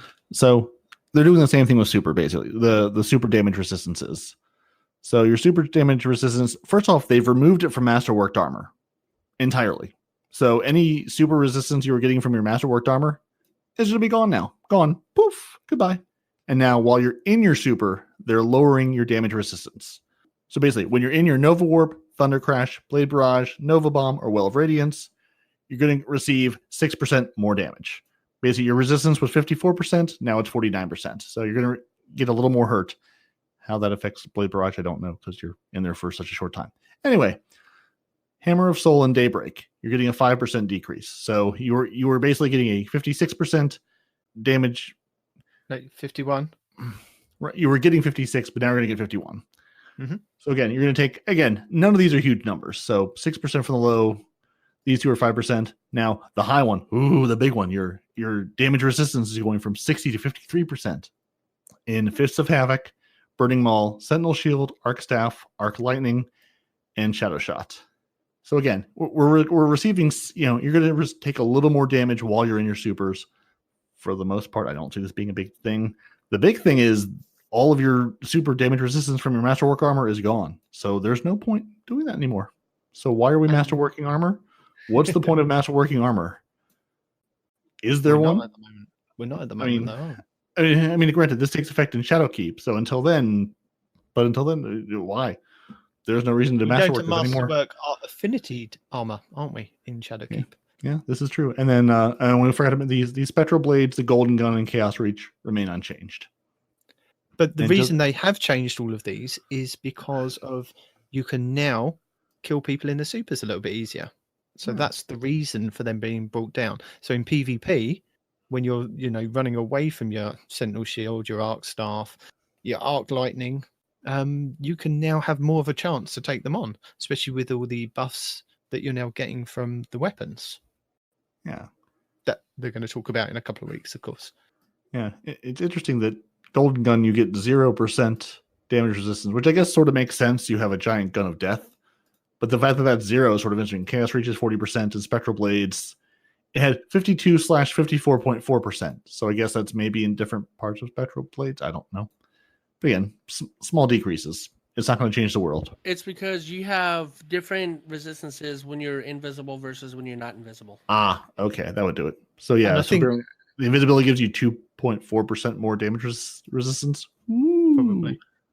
But I think the reason those three aren't being touched is because at least Chaos Reach and Spectral Blade have been touched in the last couple of months, haven't they, with the perks being changed on those supers. So they're going to leave them as they are because you're quite squishy in the Chaos Reach. They were already Spectral nerfed. Blade at the Is that what you're trying to say? They were already nerfed? Yeah. They've already been adjusted, attuned to what was coming in Shadowkeep. No, and nerf. And Golden Gun, nobody cares anymore because it's just there. And you said no. Listen, let me stop you there. Golden I'm kidding. Gun. I've seen loads of Golden Gun. Yeah. Golden Gun is now one of my mains since everything on the Night Stalker has been nerfed into oblivion. Now the Golden Gun with your 0 damage resistance is still viable. Yeah. Because again, you have a Golden Gun. So if you see a guy, especially with the dead. 6 shots turning into 13, or your 1 shot, definitely killing who you shoot and then blowing up anyone who's near him. Yeah, no, they're really viable now. I use Solar as my main class now when it used to be Void. Good deal. And next week we're going to talk about all the love your arsenal of weaponry will be getting. And they have 2 little sneak peeks. Your Sunshot's going to get your magazine increase from 8 to 12 shots, and your Graviton Lance will get a 30% PvE increase. So those will be fun. So we'll see what else they have for us next week in the land of weaponry. And we'll let Respawn talk you through that next week. And now, answering the question that I know we all want to know, what armor can you get as 2.0 flavor when Shadowkeep launches? So everything that's available. Everything available in the game. Crucible Year 1 plus Year 1 ornaments. Vanguard Year 1 plus Year 1 ornaments. Black Armory Forges armors.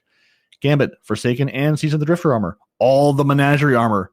Things from the raids. Leviathan, Eater World, Spire of Star, Last Wish, Scourge of the Past, and Crown of Sorrow.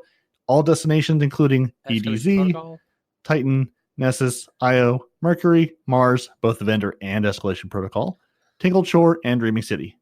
And obviously the moon, because the moon will be there, but they don't list the moon because the moon's not here yet and still haunted. The moon isn't actually in the sky yet. They're still building it. So, hey, the Thrall are working as hard as they can. And it says there will also be additional world drops that can be found in legendary engrams, which have been updated to your 2.0 armor. So, hey, a little bit of private talk between us three. I know it's going to be edited out, but I know everyone jokes about the moon being haunted and this and that and the other. And it's haunted. But listen. And now we get to everyone's favorite part that slightly changed. Peroty's patch note review. So, Destiny Update 2.5.2.2 is live, and players have flooded Reckoning for increased chances of their desired weaponry. Destiny Player Support has kept a finger on the pulse for this update. looking for any missing pieces that may have fallen off the ship during its journey. This is their report. It dropped on Tuesday, September 3rd, and here's what it did. It gave you fat stacks of things. They've updated the stack size limit from 999 to 9,999 for planetary materials, gunsmith materials, vanguard tokens, crucible tokens, and Iron Banner tokens. So, Night Demon, they gave you more vault space, because now your 10,000 crucible tokens can sit in one stack. Well, 2 stacks if you have 10,000. I've now got all these space. All the stacks.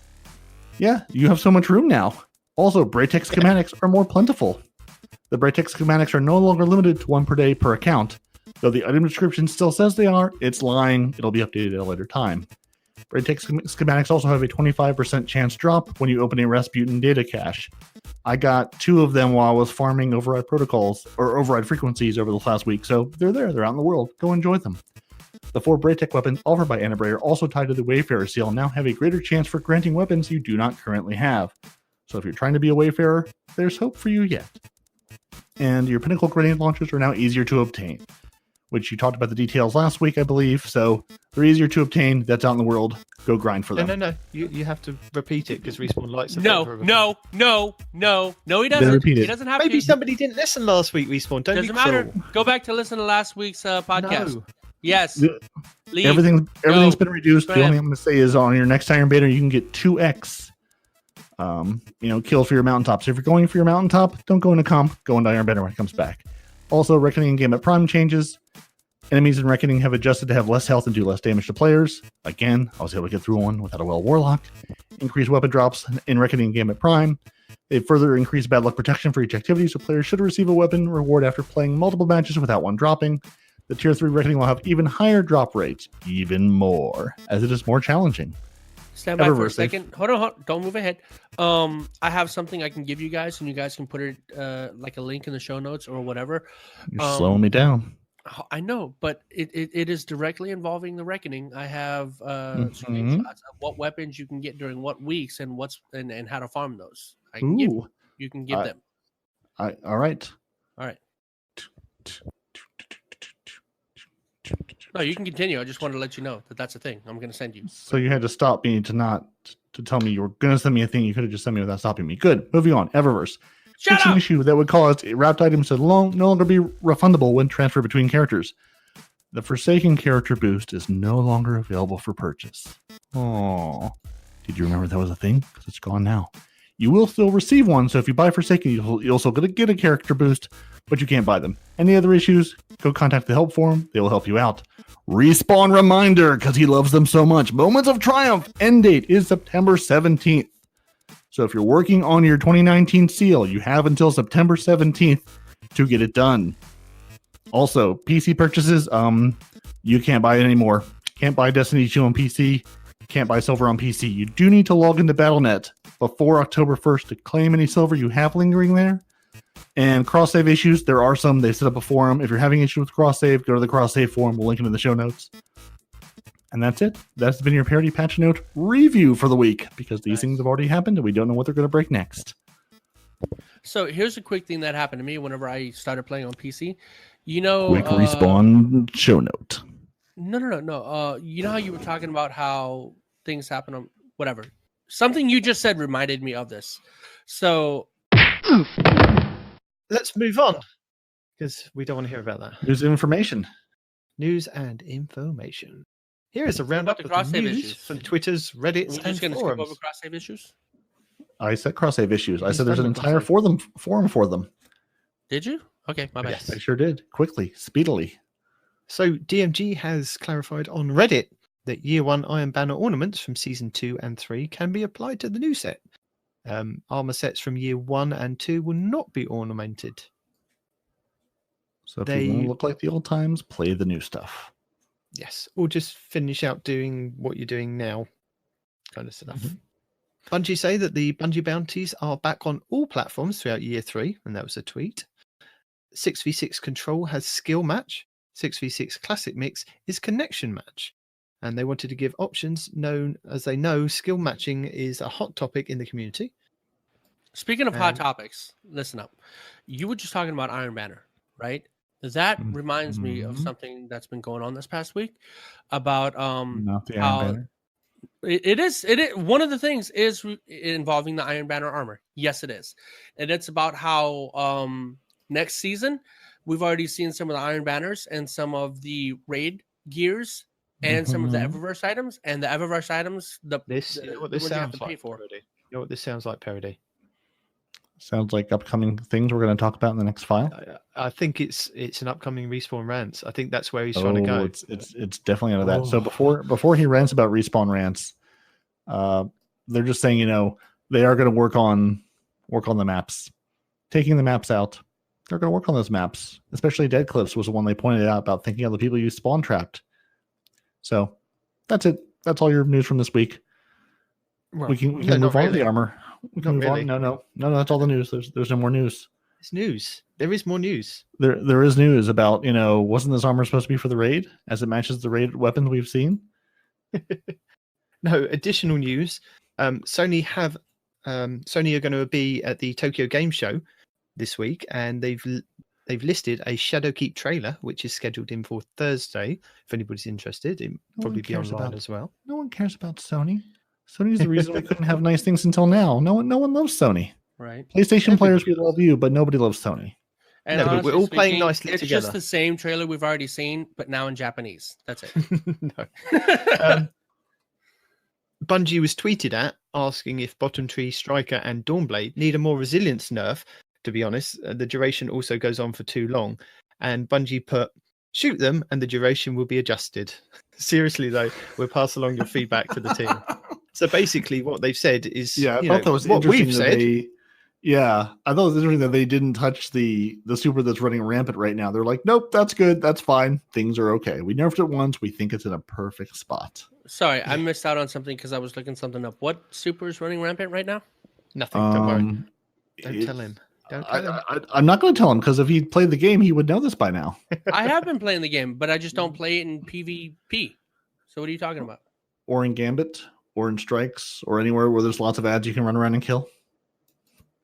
Moving on. So moving on. Whatever. Let's roll that music. Which one? The Respawn Rants. We have so many.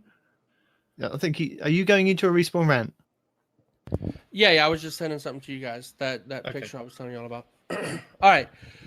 So give me a second. Let me put these side by side so I can complain appropriately. Everyone, start your ranting engines.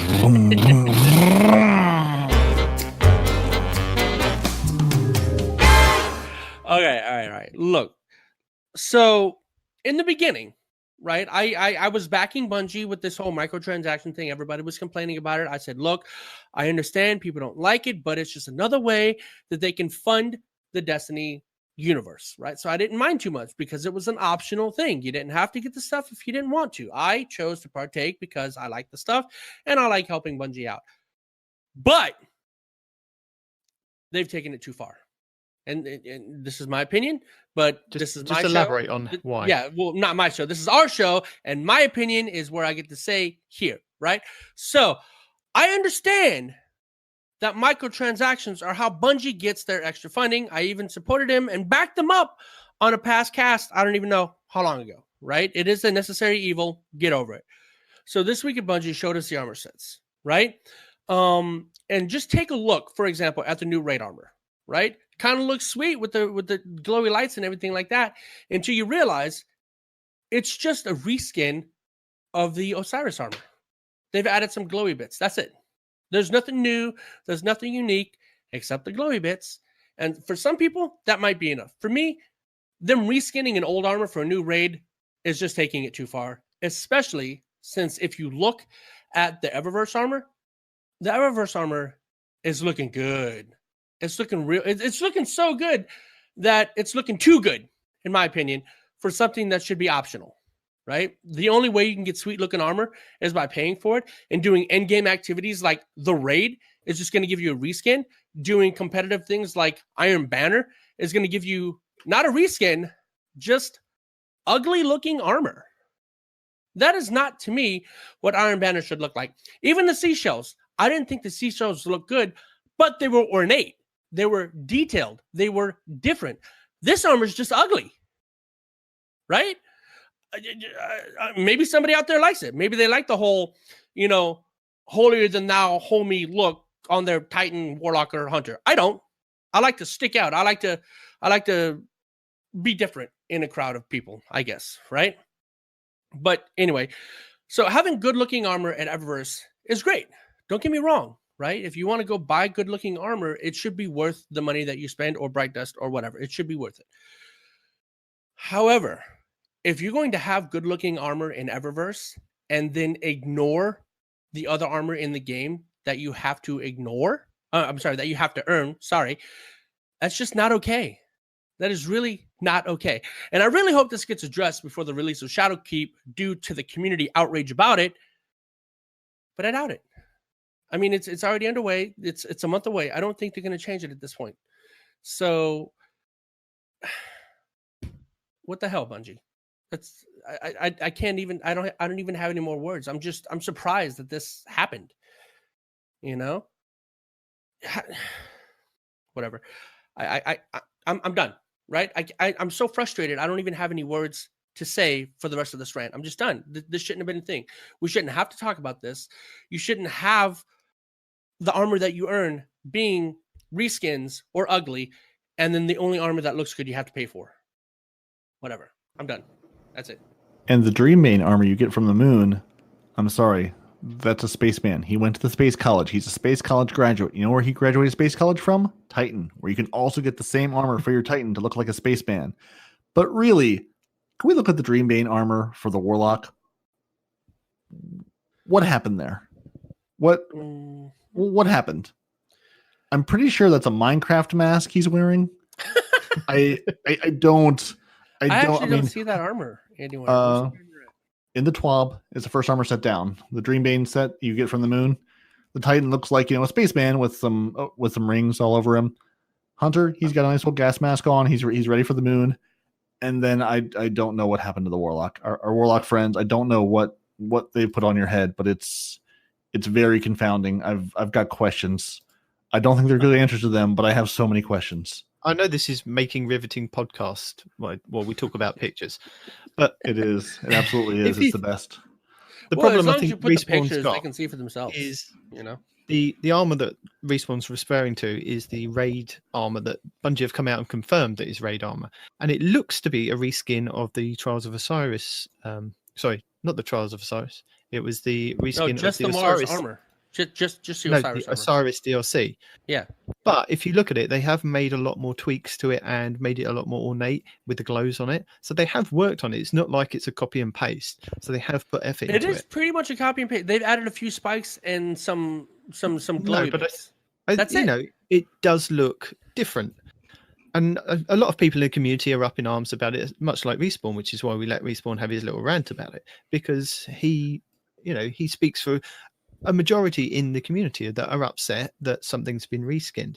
But you see less and less people moan and get upset about a reskin of a gun than they do the armor. What you've got to look at as a whole, Bungie are spending so much time trying to give you content and stuff to play. You can't have 200% attention put onto armor sets.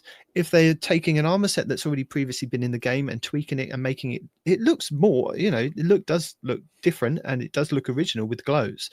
And once you slap a shader on it, it's probably going to pop. It's going to look really good. And 2 months down the line, people are going to forget about it. It's still a reskin, though. It's not a reskin. It is a complete change of what it actually looks like. If you by a complete change you mean they added some spikes and some glowy bits, then you're right. They've changed it. It's not a complete change, though. A complete change is the moon armor, even if it is ugly. That's a complete change. No, it's not. No, it's not. What do you mean? No, it's not. Look at the Titan armor you get from Titan and the Titan armor you get from the moon. It's the same. They've added. It looks. I don't see Titan. Yeah, I see the moon. I don't see Titan. Was that further down? You're gonna have to actually go to Titan and look it up. Okay. Yeah, you have to go to Titan on a Titan and get your space college. I mean, they've added the O-rings all over, but it's the same hat. I'm sorry. If it's the same hat, it's the same armor set. That's just how life works. It's a moon. You're literally a moon helmet, though. Yeah, well, they already gave you on Titan. But what I found interesting was I was watching Say No to Rage's YouTube, and he was pointing out that there's this really nice Vex Chrome armor that you've got with the season pass, and it matches the weapons that are in the raid. And he was theorizing that maybe the raid armor was this lovely shiny stuff that you can now get on the season pass that they're kind of using to entice people to actually buy the season pass, and they swapped the glowy stuff round, which would make kind of sense. Bigger carrot on that stick. It's a bigger carrot, and it looks fantastic. And what you've got, I can be a space rhino. They do look really good, the shiny ones. And what you've got to remember is the premium track for the season pass armor drops at rank 1. So we were talking about it last week when I was saying, a pro tip for not picking up your Solstice armor straight away. You get an armor 2.0 set at rank 1 from your premium track. Now, if you don't pay for the season pass, you get it at rank 35, but it's free. Do you get the full set or just one piece of it then? You get the one full piece set every 5 levels, I thought. No, but you get the the full set at rank 1 for the premium. Ah, okay. Oh, I see. Have you guys seen the ones I'm going to be a space rhino. I'm sorry, guys. No other armor set matters. I'm going to be a space rhino with wings and a rhino horn. It's going to be incredible. You don't have wings. You have like a bladed arm. They're sort of wings. You can kind of see where Destiny have been going. That they may have had to switch stuff around, and the Osiris Vex armor looks very similar to what it could be for a raid. So maybe that's a last minute decision. They decided, let's scrap this, let's move that there, let's do this. But if they can get it out on time, and the gameplay is what we all want it to be, then who cares about that armor? Now, I understand where you're coming from, Respawn, with the Eververse armor, because that looks completely brand new, designed from the ground up. Absolutely. And against the Iron Banner armor, because I remember Celestial Talons pointed this out as well, that looks really bland. The Iron Banner stuff that you earn in game looks as bland ugly. as I said ugly, but I didn't mean to say ugly. It's not ugly. It's just not ornate. You're covered in gauze. There's nothing to it. It looks, if you matched it up against the other bog standard sets of Iron Banner for the last couple of years, they all look very similar. You've got the Iron Banner symbol on your chest, or you've got things on your arm. Your helmets kind of look similar. And even your tiny shoulders. Look at that. You look. What's the word? Normal. Yeah.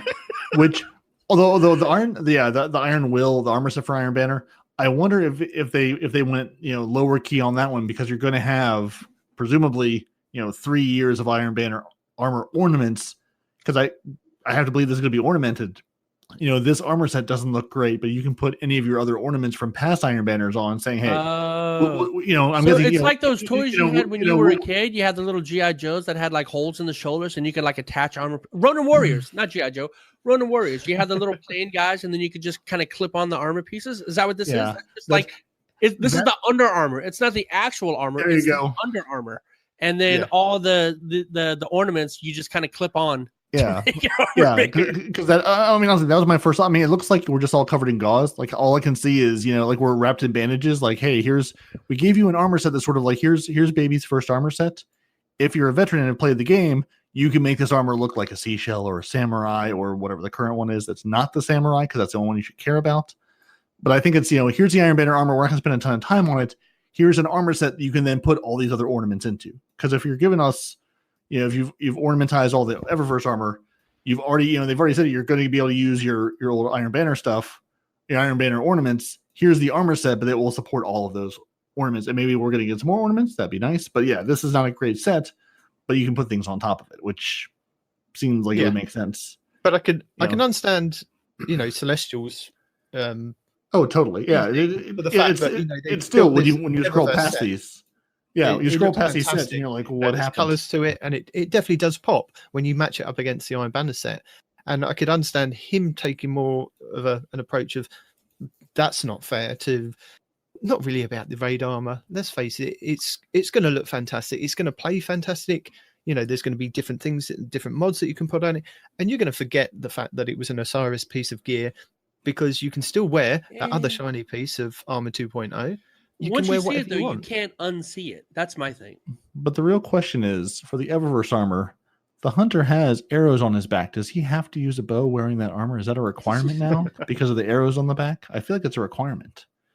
All I know is for the Eververse armor, it looks like the Warlock's the only thing that's got it together. right? They're all matching and everything like that. The hunter, his left and right side are different, and the same thing with the titan. Your left and right side are different. Your right side is white, your left side is black. And with my hunter, Titan's my got a right arm is whole- black and my left leg is black, and everything else is white.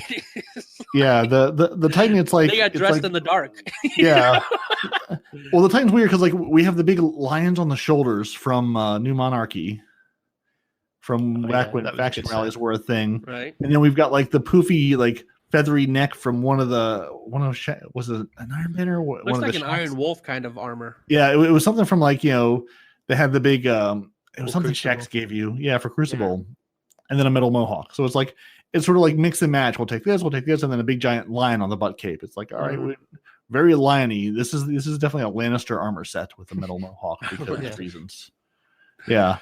But yeah. So I mean, So should we draw a line it's underneath? definitely more Should we draw a line underneath that armor moan? Because let's face it, we're going to love the game when it comes out. It's riveting just podcasting because you love the material. game doesn't mean you like the armor. We'll love a different set of armor come 3 months. I just can't believe the substitutional form of the battle pass armor. That has got to be the ugliest stuff I've ever seen. Yeah. Respawn. The only thing I just want to mention one thing you said in your rant that I didn't interrupt you. Then I'll let you finish the rant. What? You need to get your Iron Banner seashell armor with your sandcastle transmat effect because that's just perfect. Being the king of the sea coming out of a sandcastle. Oh no, absolutely. That's the way that's meant to be. The beach ball ghost, 100%. Yeah, man. Yes, absolutely. Yes. Who cares what the new stuff is? This is what you should run. All of your two, whatever year we're in. That's what you should run. Full stop. The end. Yeah, I mean, it sounds great, but I'm gonna be honest with you. I'm running Escalation great. Protocol or freaking Gamut Prime armor because I think, in my opinion, those are the best looking armors in the game thus far. Even looking at this new armor that we're gonna be getting. But you say that, but is it going to be a kind of tier 5, devastating set? Are you going to be running a tier 1 set? You don't want that. No, Not they're tier all 5. getting re-rolled as year 2. What are you talking about? Yeah, no, but there's going to be different stages of them. The EDC set is going to be less in power than it is to get the raid set. I guess we'll find out when I start to grind for them. But whatever. Yep. Also, now that you've said that, I gotta say, what you said, Peroty, I can't unsee it now. Not only does the square head on the warlock look like freaking Minecraft, but it's squished. Yeah. Where's the rest of his head? I'm pretty sure that's the one that was it Fallout who did all the deep dives and everything. I think like his kitty cat armor. I think that's one he used. It was like, this makes me look like a kitty cat.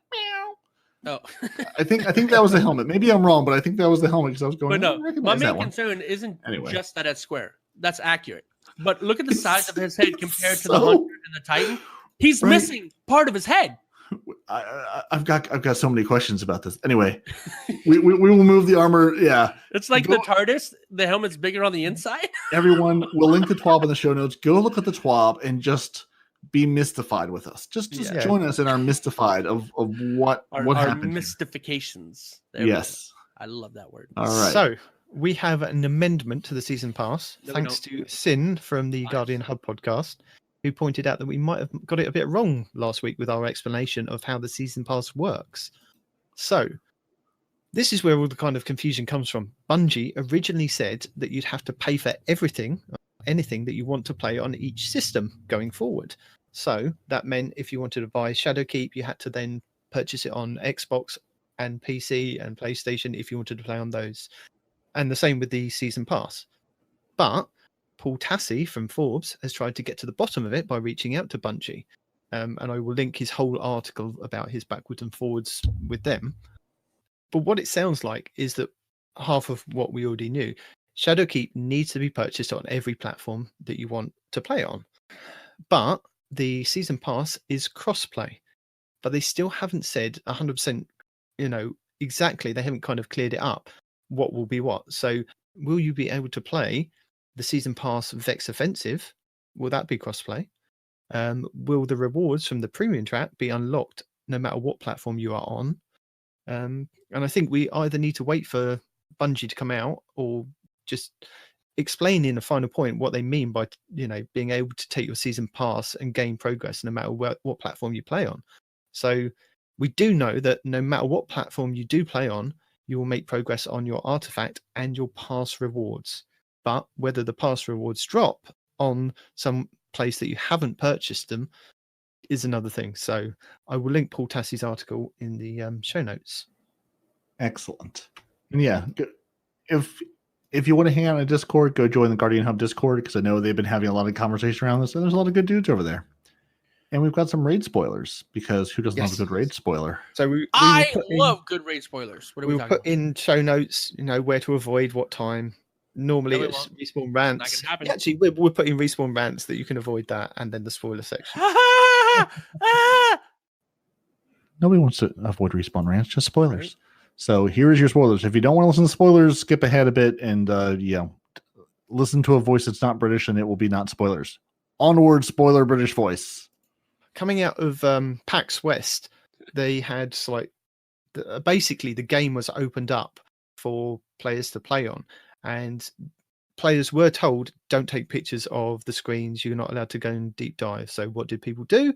They went and took pictures of the screens and kind of looked at mods that you can do. And Bungie have kind of come out and said, we couldn't kind of strip down the game just to have PvP play. It had to be the full game that we took there. So that's why they told people not to take pictures. But they have found 2 mods that are going to be able to be put onto your armor. And one of them, it says, or both of them both say, active only in the God of Salvation raid. And the first one is gain an overshield after you collect 5 motes. This mod effect does not stack with other copies of this mod. And that is a 3 energy void cost.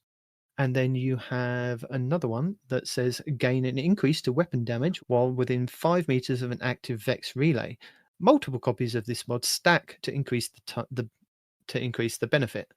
And that's called an enhanced Voltaic mote collector and a relay defender. So those are 2 things that have kind of come out of PAX West that kind of maybe shouldn't have. And the next thing, I think it was from the Vidoc, but it was kind of glossed over. But we've now see strike difficulties as heroic, which is 800 level, legendary, which is 900, and the nightfall is 930. But then underneath that, there were 2 other difficulties that were listed with no names at 950 and 990. So that's going to be interesting going forward, what they're going to be. And then on another screenshot that's come out from PAX West is where your emblem is, where you have your name and it says season rank. There's a mysterious other tracker on the end that may be for your triumph score on the director. So on your character screen, there's another tracker that looks quite interesting. I hope beyond all hope it's a customizable tracker, so I can count, say, the number of hunters I killed with a shoulder charge, and it's just there all the time for me to enjoy. But I'm sure it won't be. Honestly, I hope when Shadowkeep comes out, every hunter in the game finds you and kills you. And do the tips and tricks. Oh, they do.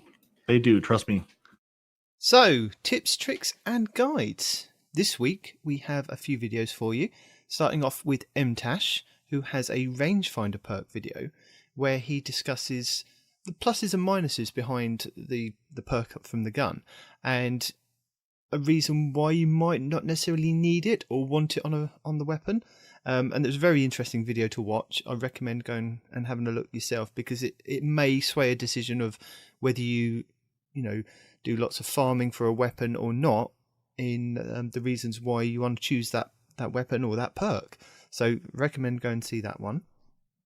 And a really good video from Cammy Cakes this week. He discusses the Luna and Rally nerf, and I thought it was just going to be a general, just moan or discussion about the reasons behind it or his feelings behind it, but it really wasn't. It was more of a discussion of, okay, so what can we do to combat this? And he comes up with a really good suggestion for the hunters for the middle tree gunslinger.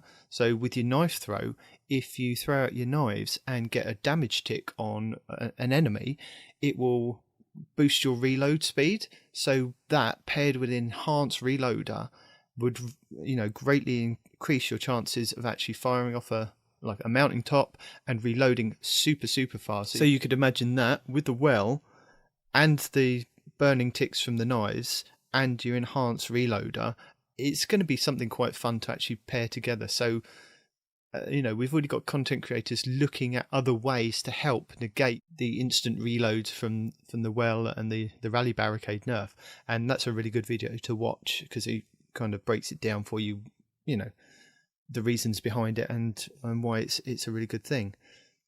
Then one of my favourite ones this week was from Aztecross. He goes over 10 weapons for Shadowkeep that you can currently farm for or you currently can get now. And one of them, which I was quite surprised, was a sniper from the Gambit and Reckoning, which was a Soul Survivor. And I got one to drop earlier in the week when I was doing Gambit, actually. And it has one of the perks that he was talking about. And another one of the perks that he paired with it to say that it would be a really good one, again, for this rally nerf that's going to happen in Shadowkeep. And I thought I destroyed that weapon, but it turns out I didn't. I actually put it in my vault, which was, really cool. And there's a couple of other good weapons on there that are worth kind of looking for or looking at getting or looking in your vault to see if you've already got it. So I recommend watching that Aztecross video. Then True Vanguard has an exposing the secrets of talented snipers in D2. And we've highlighted this True Vanguard video because of what the meta might become with Armour 2.0 and the synergy between the hand cannon snipers, because some of the affinities that you might get with the hand cannons and the snipers, I believe it's on the same set of Void Armour. You'll find a lot more people using hand cannon and snipers, again, going back to D1, so that whole D1 feel of getting back to that era. He shows you like 2 different games that he has and the strategies and tips that he uses for using the sniper mainly as his primary, basically, taking the shot and then cleaning up with the hand cannon or vice versa. So it's a very good video to watch and I recommend going and looking at that one.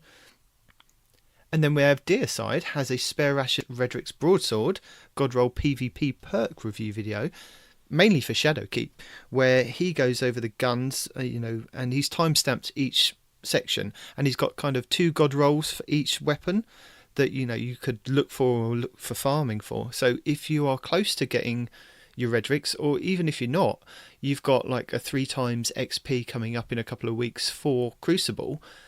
He goes over like good arguments and explanations for each role. So it's worth taking a look. I mean, we've added this video because a lot of YouTubers are highlighting this high impact pulse rifle meta that may be coming in Shadowkeep, because pulse rifles, or the high impact ones, are getting touched. So that's the Redrix's Broadsword kind of pulse rifle. I think there's a couple of other ones that you can get in the game. I can't remember them off the top of my head, but they do mention them in the videos. So hopefully this is going to be a meta that these high impact pulse rifles will come back into better use. So if you've got a Redrix and you thought it was trash, pull it back out or have a look to see if you've got one of these rolls that they recommend, and have a look. And Aztecross actually has a video going over the same question: will the Redrix be meta? And he's got 2 rolls that he uses himself, and he goes over the pluses and minuses between the 2 that he's got. And the reasons why he uses one over the other, depending on the map, in PvP anyway. And Cammy Cakes also has another video over his views about what the Redrix's Broadsword might become in Shadowkeep. Mm-hmm. So I've got a mention. I've a shame mention. I won't name the Guardian. I'm not going to name them. But you know who you are, and you know that I said I was going to shame you on the podcast. So this is you being shamed. Cue music. Shame. Shame. Shame. Shame. Shame. Shame. Shame. Shame. Shame. Shame. Shame. Shame. Nice. Shame.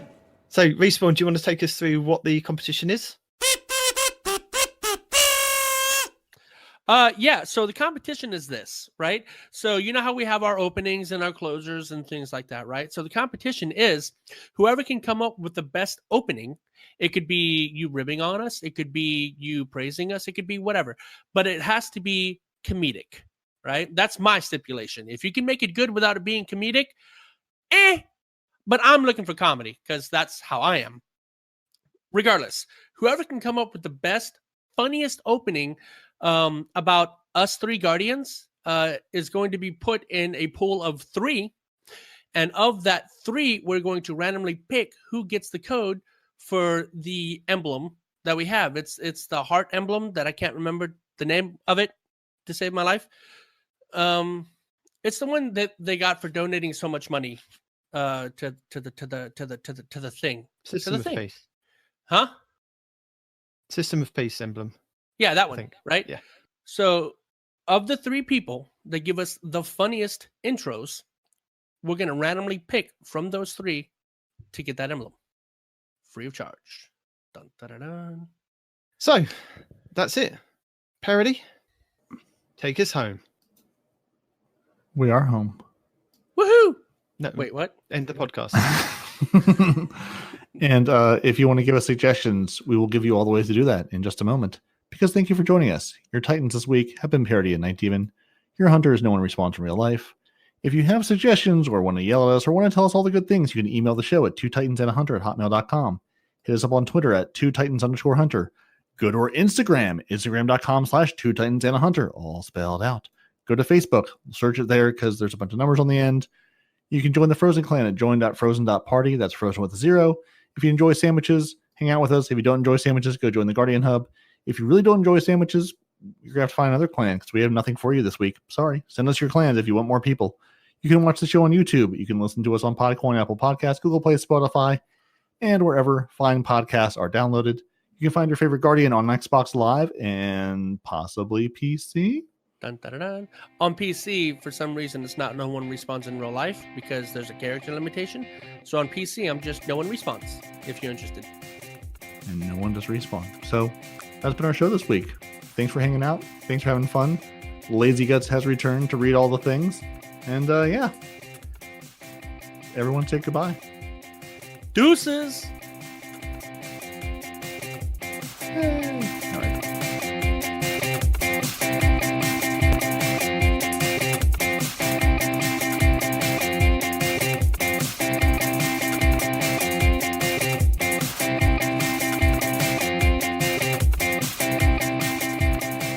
It's going to give 1 stack of Heart of the Pack, a newly revamped perk to all ally. Let's try this again. Looking for enemies. We're getting that back in the 6v6 playlists. Let's try that again. Rallying Force. We're going to give melee kills the ability to heal nearby ally. Melee kills heal nearby allies. It doubles the shield increase. So can you say that the whole thing again? I can sure try. So our Rallying Force is gonna mean your melee kills. Jesus Christ. Now, competitive is being replaced by a 3v. Competitive is being replaced by a feat. And we were going so well. Were we though?